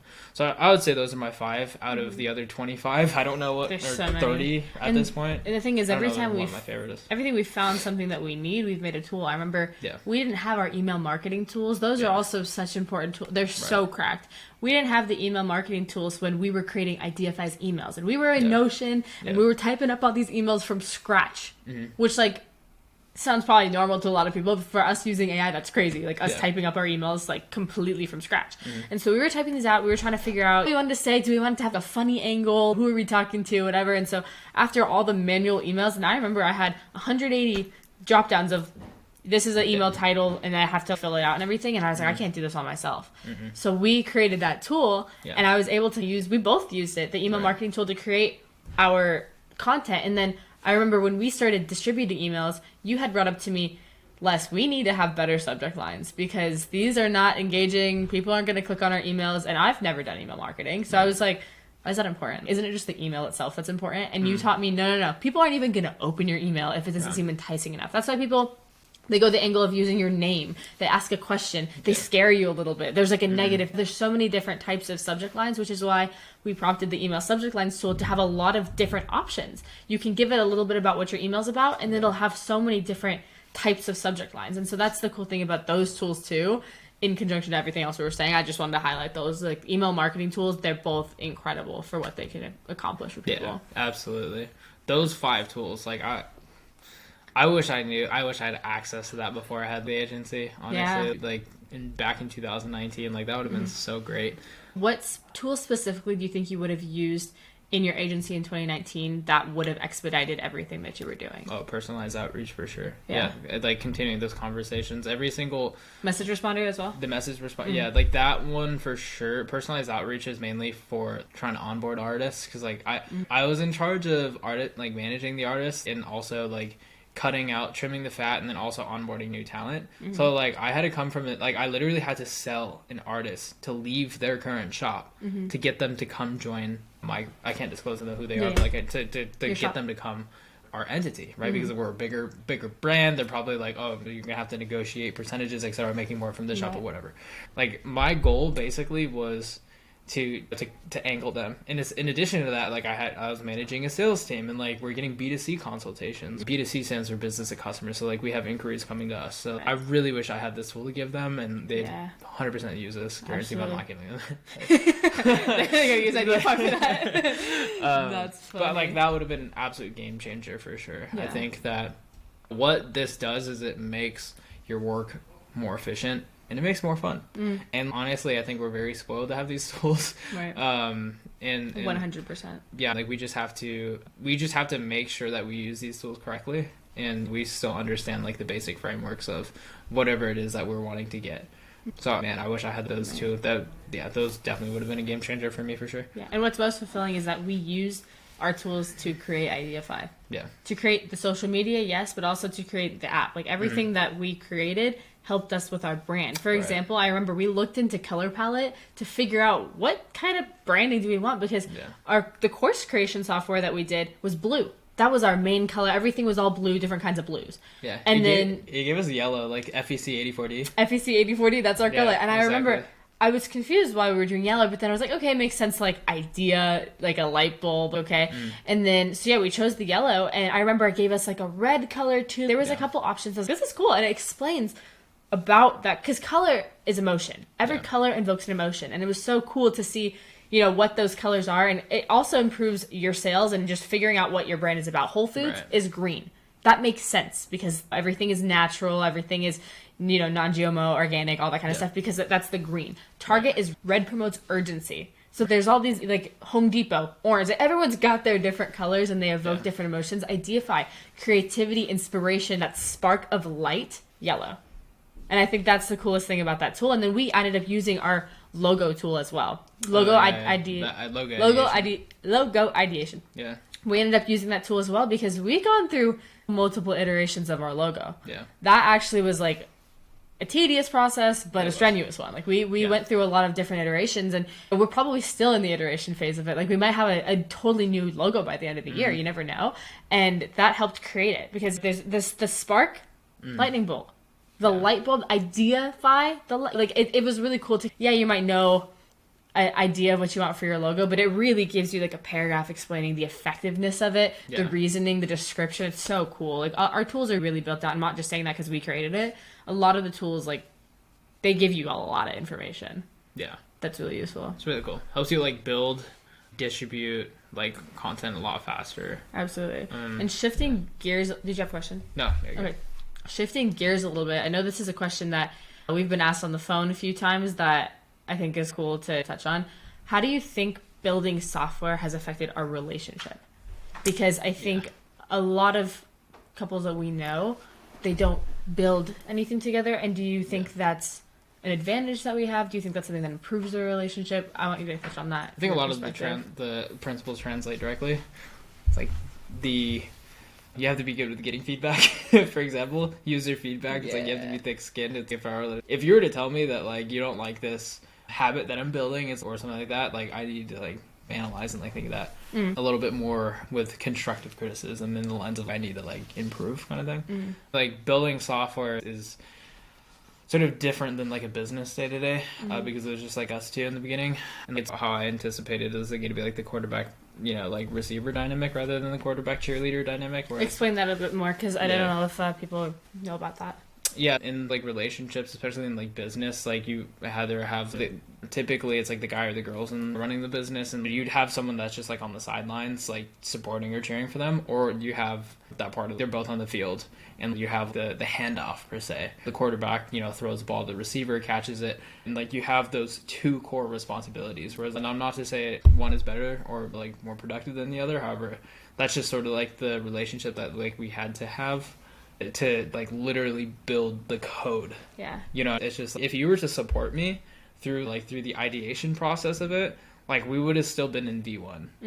You know what I mean? Oh, you mean like just support? 100%. Like, keep going, babe. Absolutely. Mm-hmm. Whereas like your feedback from V1 to V2 when we were still course flow to IO, and then we transitioned to Ideaify AI, and then we need to think about content creation. So like your feedback actually helped build, and then eventually it helped you prompt engineer these things with real-time cases. So I think, how that translated to this relationship was very like mutually beneficial for like how we continue to work and operate. Absolutely. I know that there are some relationships out there that like work really separates the two dynamics.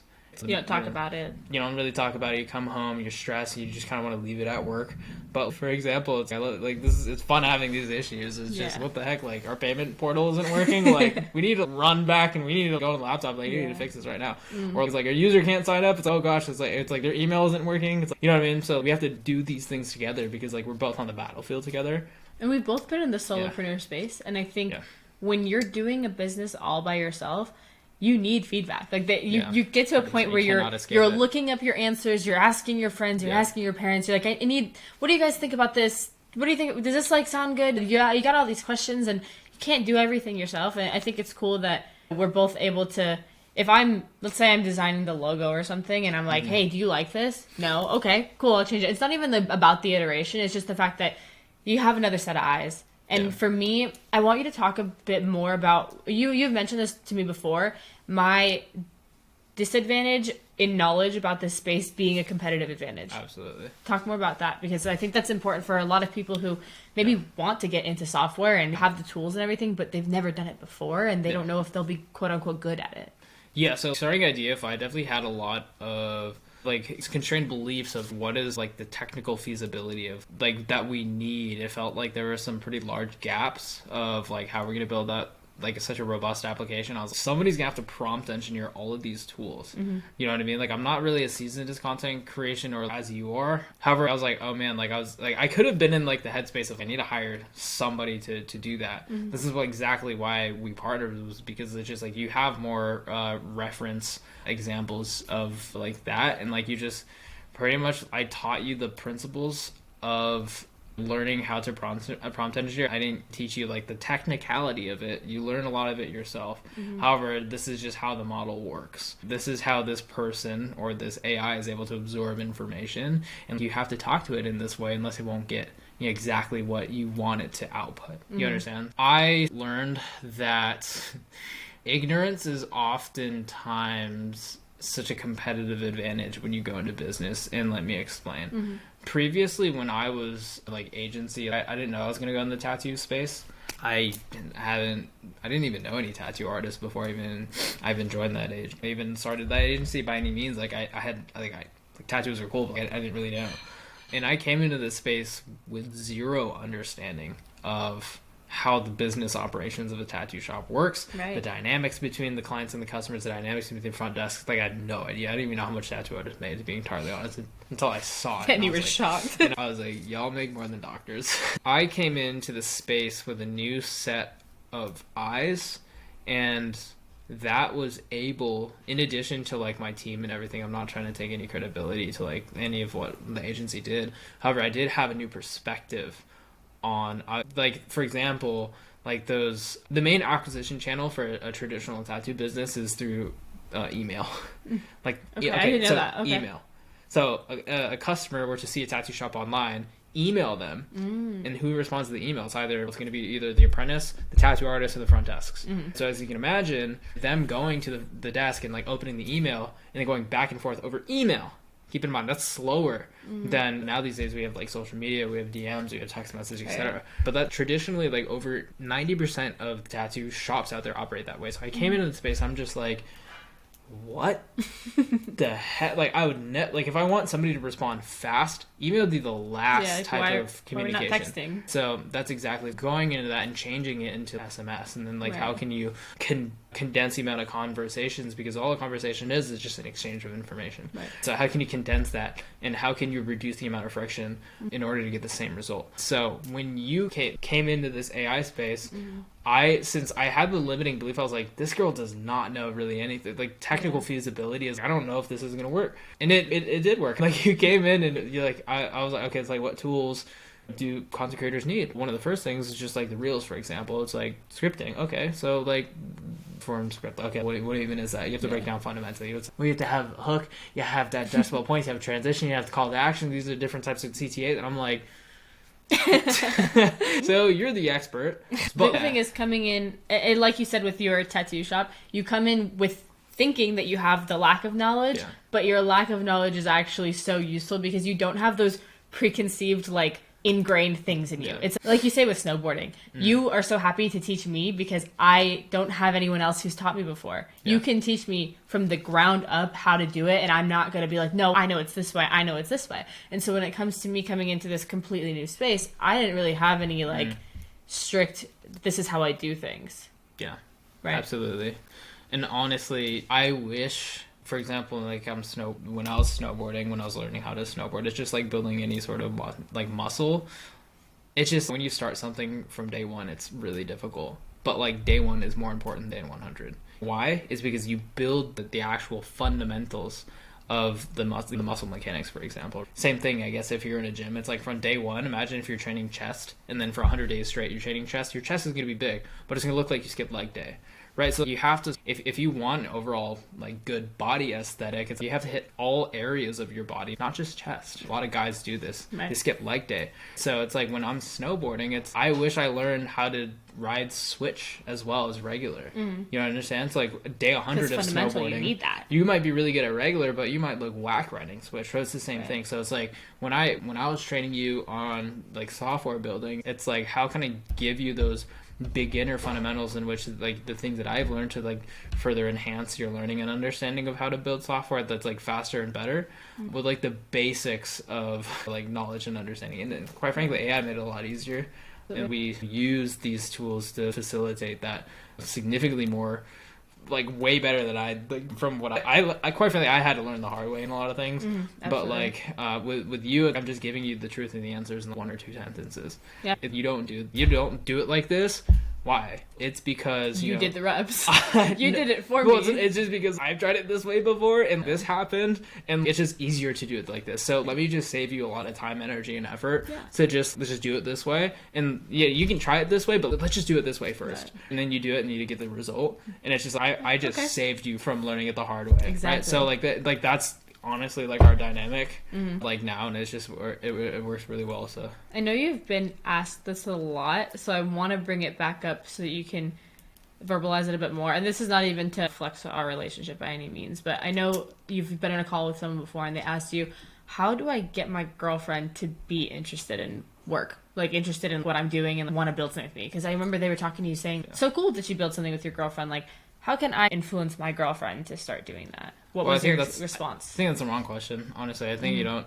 necessarily influence like a girl. I would never influence.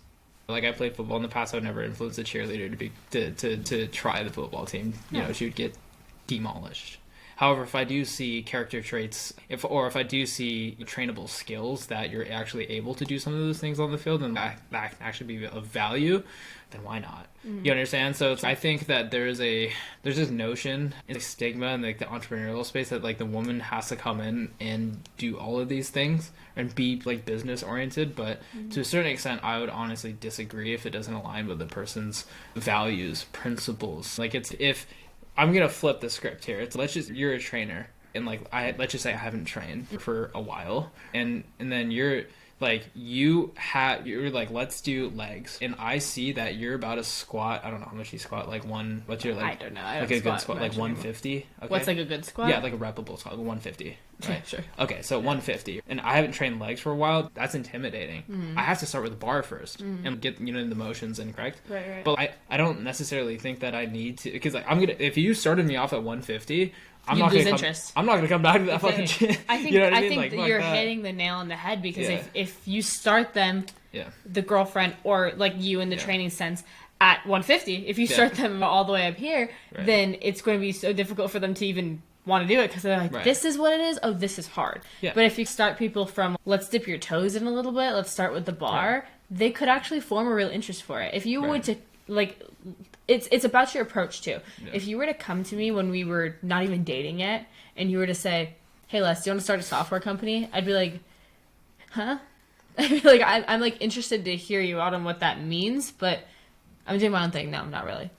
But because I had seen you build, and I, out of my own free will, wanted to be a part of it, I was like, oh, this is so cool that he's doing this. Can I help you in any way? That was my own doing.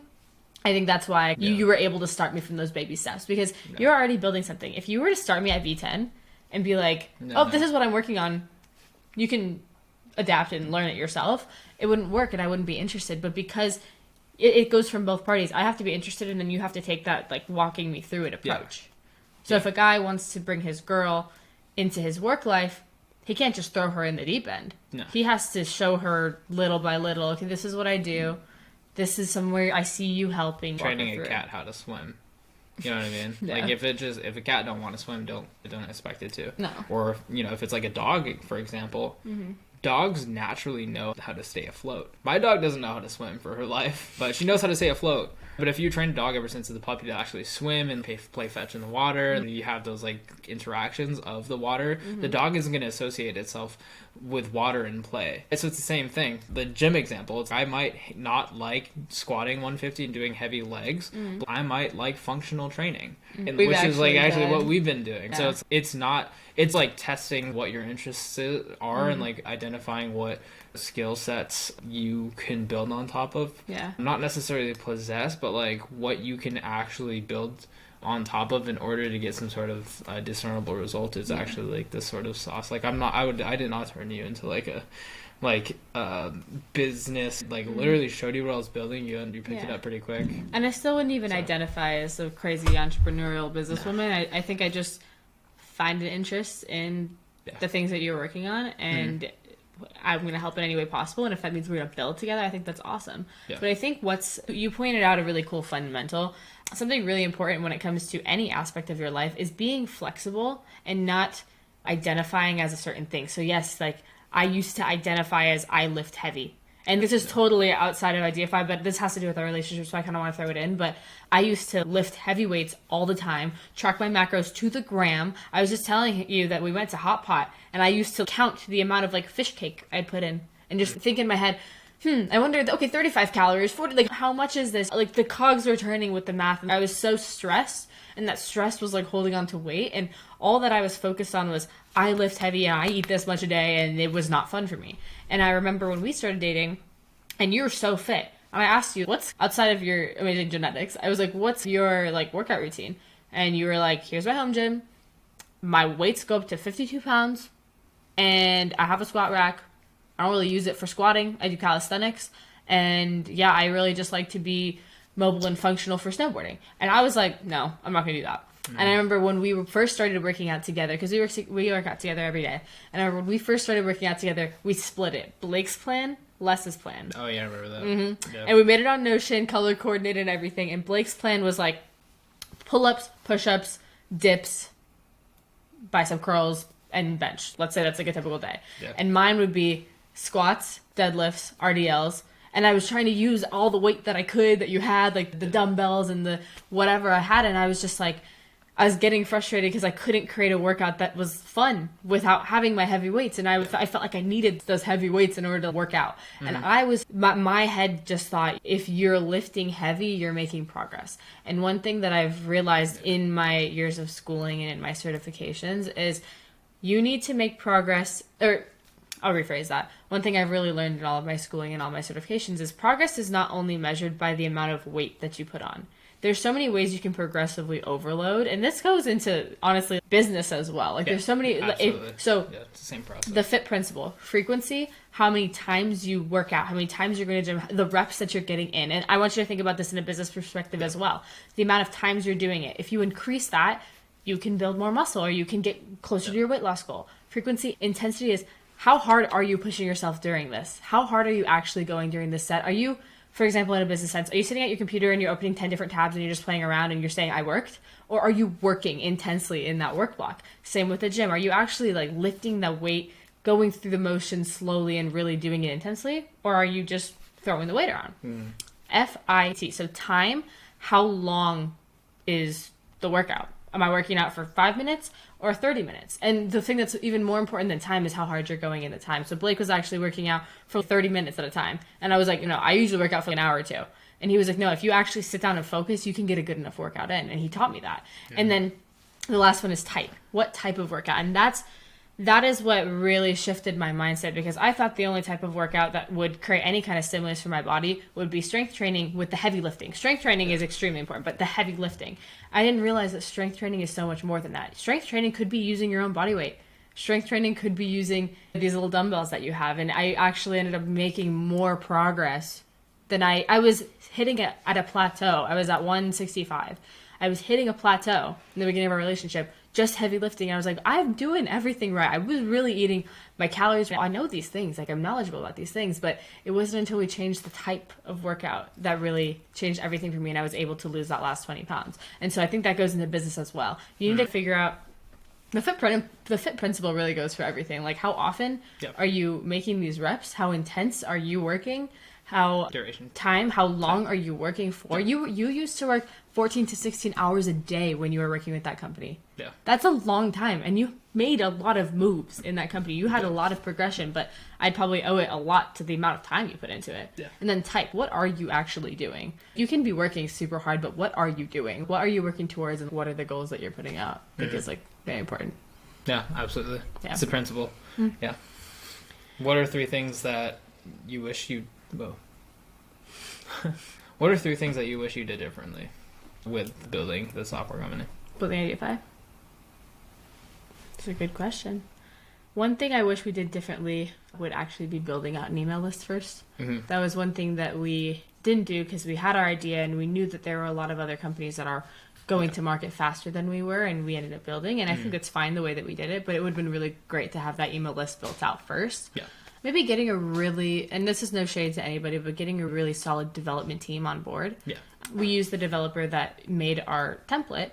And so obviously that developer knew everything about the template, but the hours we spent, the days, the actually months that we spent playing whack-a-mole back and forth, just trying to figure things out.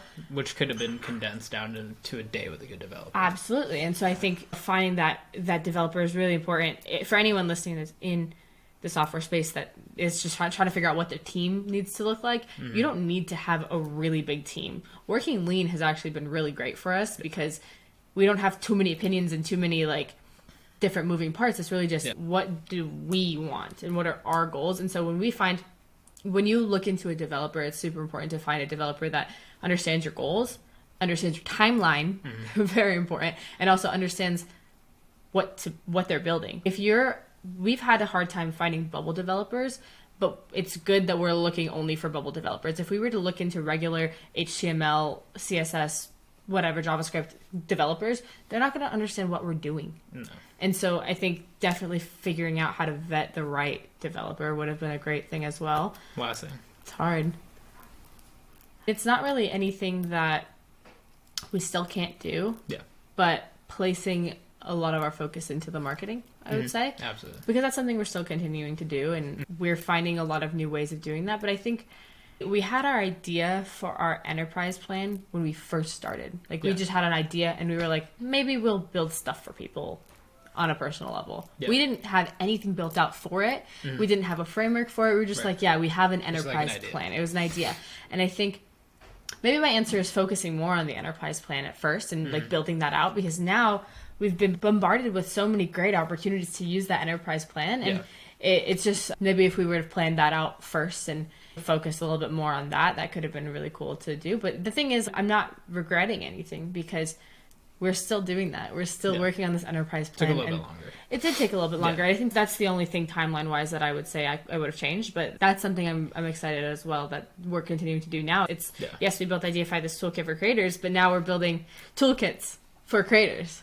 Does that make sense? Like, it's separate, and I think that's something really cool that I'm excited about. But anyways, how about you? What do you think what are the 3 things you wish you would have done better in building Ideaify? I wouldn't necessarily say better. I would say different. One of the other things that, like, I probably would have done is built the email list and launched on Product Hunt, like, within the first 7 days of MVP. Like, I'm talking about, like, building out, like, I would have launched without any sort of code on the back end, but I'd just be launching with a website and then an email capture. Yeah. And then just launching on Product Hunt, getting people to sign up and building that email list first. Right. You know what I mean? Because significantly less... That would have been more cost effective and less expensive than just, like, going full send into let's just build a robust application. Because, like, we built a pretty perfect app before our first user. That was actually one of the first mistakes. And again, it wasn't such a costly sort of expense or problem because, like, we started to learn the mechanics of Bubble. We started to see how it worked on the back end. We started to, like, learn so much, and from June, July, August was, like, I think the highest growth curve for us inside of, like, working, because, like, this is when our developer was unresponsive. So I definitely would not take that away. I definitely would not take that away. However, it would be different. I would have launched. I like the 3-step framework of packaging, product, and distribution. I would have done distribution, packaging, then product. I'm saying I would have been like, here, I'm gonna get the idea to as many people as possible. Here's they see that, oh, this is really cool. They opt in to the landing page, give us our information, which is like an email, and then I use that sort of feedback to build and iterate the MVP. We built the MVP fully built out before we got our first customer, so I would have done that differently. That goes into our background. We come from business perspectives where you build the product first and then you sell the product, and so it's completely a learning curve. But I like actually that we did that so that we don't make that quote unquote mistake in the future with more projects. I think it's cool actually to have something that we worked on that maybe wasn't the perfect plan of release. And you know, now I know we can talk about that later, but you've got some ideas in the works for the next project, and now that you know that this project that you believe in so wholeheartedly, you have a way that you can market that better. I wouldn't change that. I still would go definitely like product first for that one specifically though, because I don't need any sort of feedback. Yeah, but right? Continue what you were saying. We'll get it. I'll ask you about that. For Ideaify specifically, I would have done that differently. But yeah, I guess like the 2 other things were to like partner with influencers sooner rather than later, like on day 0. Affiliates. You know what I mean? And then again, like the enterprise things for sure. I think what we could have done differently was we could have went to enterprises first instead of content creators and like work directly from the business and get their feedback directly from their employees instead of going the content creator route. We could totally still do that. You know, imagine going to a business and be like, hey, do you have a social media team? Oh yeah, we have a copywriter, an email marketer, and like someone who manages our PR. It's cool. So we're building an app to do X, Y, and Z, and it's not just AI. It's software that will essentially make your business and your workflows be significantly more efficient so that you guys can essentially 10x your output. Right. And the business owner says, sounds good to me. How much is it? Yeah. I'm going to be like, it's this much. Right. You all need a seat. And I would have like probably worked backwards from the business because if you think about it, the business has money because they operate as a business. However, like some content creators are just they just don't have the money. We tested reception in multiple markets. Because they don't have their offers. Some people literally don't have sort of like the funds before they start their business because like they're creating content to have a business rather than their business has a business and they need to create content if that makes sense. Yeah, absolutely. You understand? And I think they definitely build out going forward though. Like I think that's where our main focus enterprise is definitely like next steps. We need to really sit down and plan out our plan of attack because we do have a lot of people we've been talking to lately in the enterprises that we can definitely cater to, but I think plan of attack we need to really nail down. But third. Absolutely. Yeah, the third one I would probably... What's your third enterprise? That was the third one. I'm going to add an extra one. Is we got really lucky with our dev situation because she could have ghosted us from days. Like, we could have purchased the template. She could, however, I would have purchased that template and then hired another developer to, you know what I mean? Because, she built that sort of template and she added a few constraints. However, working with a dev to take an understanding of the snapshot and then fix it not being subjective to their own work would have been a little bit more expensive, but I definitely would have been willing to invest more into that, because that would have been a lot better. More you know momentum, for sure. Absolutely. It maybe wouldn't have even been more expensive because of the amount of times we had to go back to like, have our calls with the developer. Absolutely. And like we're going back and forth, and that's the thing is if you're working in the no code space and like you purchase a template, you have to be very careful of what you get. You can understand that when you purchase a template inside a Bubble, inside of any really marketplace out there that's no code, you still have to build on top of it. It is not going to be finished. Yeah. And there are iterations. It's more low code than no code. Yeah. You cannot expect to join to enter the no code space, purchase a template, and start making money next week. It does not work. And I will even say this, as someone that's a co-founder in Ideaify with you, if you were to tell me, hey, I have an idea for a software company, go build it on Bubble, I wouldn't even fully be able to do that at all, because that's something that it took so long for you to learn. And yes, I gave feedback here and there, but like Bubble with those workflows is really like difficult. And that's something like even me, someone who works in this space with you, if I was just thrown into the gauntlet saying, hey, make a software app, I would not be able to. I would never tell somebody to just start it like a software in Bubble. It's very difficult. Yeah. Well, and we were warned about it. In the course that we were taking, he did say Software and Glide were the more easy ones, but Bubble is one of the harder ones, and he has it's a little bit more robust than the two, for sure. Right, and he built his in Bubble, and so that's the challenge we wanted to take on ourselves. Okay, it might be harder. I know, like it might be harder, but let's try it. And I'm honestly grateful that we did. I'd rather try with the harder one first, and then be able to really easily do the easy ones if we wanted to work backwards. But I'd rather not have to. But I don't want people making sort of like the mistake of like trying to learn the steep learning curve, prolonging it 6 to 9 months, and seeing their competitor release before they do, because they haven't acted quick enough. I would definitely say in that instance, at least for most people, if like you have the liquidity, you just invest in a good developer, have them sign an NDA that they're not going to copy you.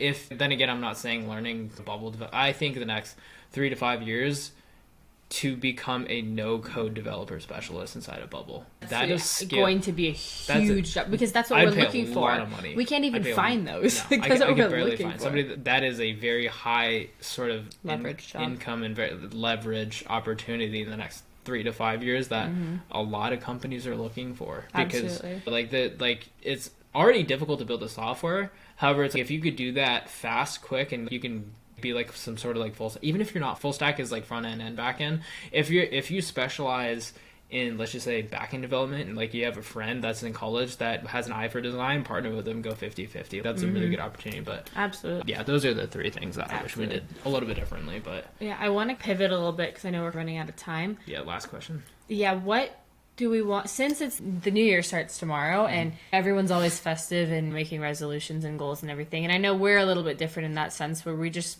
gonna keep working and we've had our goals set, we're gonna continue towards them. I want to ask you, what would you say are the next steps for us, software, business, Ideaify, going forward, new projects? Highlight just a little sneak peek of what we have in the works coming up. So first thing with Ideaify is really distribution. So we've already built out our product very well. It's like the aesthetic is there, product works. We have a product, we have to find a market fit. We have to figure out how we're going to distribute this product in the hands of our like ideal target audience and our customers, like within that vertical sector of the niche. And I'm feeling we're going to be focusing more like B2B. I really do feel as if we're going to like take a step back and help more entrepreneurs and like actual business owners and like work with their companies. Like, I'm not going to say that we're going to totally disregard content creators. However, I feel as if we're going to take a step back and focus a little bit more on the B2B onboarding process and for enterprise. For sure. So that's definitely a goal. And I want to work and I want to touch as many small to medium sized businesses as possible and try to integrate and empower their companies with Ideaify as the means for them to use artificial intelligence, as the means to 10x their distribution upon what they're putting out there on the internet. All we are is we are a platform that helps distribute content, and it all starts with an idea. If we're able to get the entrepreneurs on a video call or teach them in like a workshop, for example, or teach their employees how to use Ideaify, or like how to interact with this to get the best result, then we'd be helping so many businesses. And I think that's the highest point of leverage. So in terms of Ideaify, that's goal number one. In terms, was it software? Then you had another thing? I was just listing, but in general, just some goals in us working together, or if you wanted to touch on your next goal that we've been talking about. I would keep it Ideaify specific and what we're doing. Yeah. I'll just talk about that. I see you taking more of a role of being more of like the enterprise, go-to to onboard and help, because try to familiarize. How many people can you familiarize and onboard with the tools that you've created is like the vertical in which I see you working in. With me, for example, it's my time to not necessarily take a step back, but like put more trust into, okay, you're gonna be like demoing these people. I don't have to worry about you anymore. Like, you know what I mean? Like you've seen this app come into fruition. You can answer those hard questions, and I honestly feel comfortable with you training those individuals. However, I think my focus would be more towards, okay, how can I integrate this within more applications? There's apps out there that can, for sure, we can collaborate with, like the bigger ones. I have a list of them that we can reach out to, and it's like to cross collaborate their product. For example, like Descript, like High Level, like all those big ones. I want to work out deals where we can work together to just make our products work more intersynchronously. Absolutely. So I think that's like a goal I want for Ideaify. I know that this isn't our like end all be all sort of software company. This is like a really good start. However, I do see us heading in that direction very shortly. Of course, us building our own like product services, different softwares. I see us working in that vertical at least in the next 365-ish days from now. Yeah, absolutely. I agree. What about you?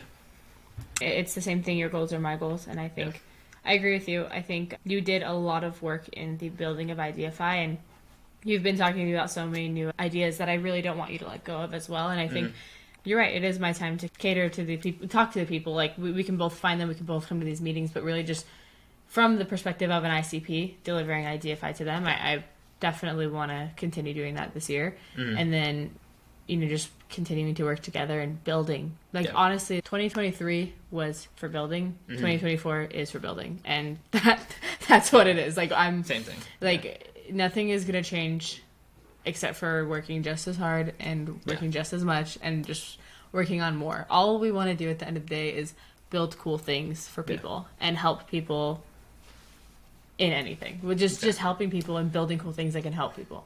And so I just want to continue that into the new year. Perfect.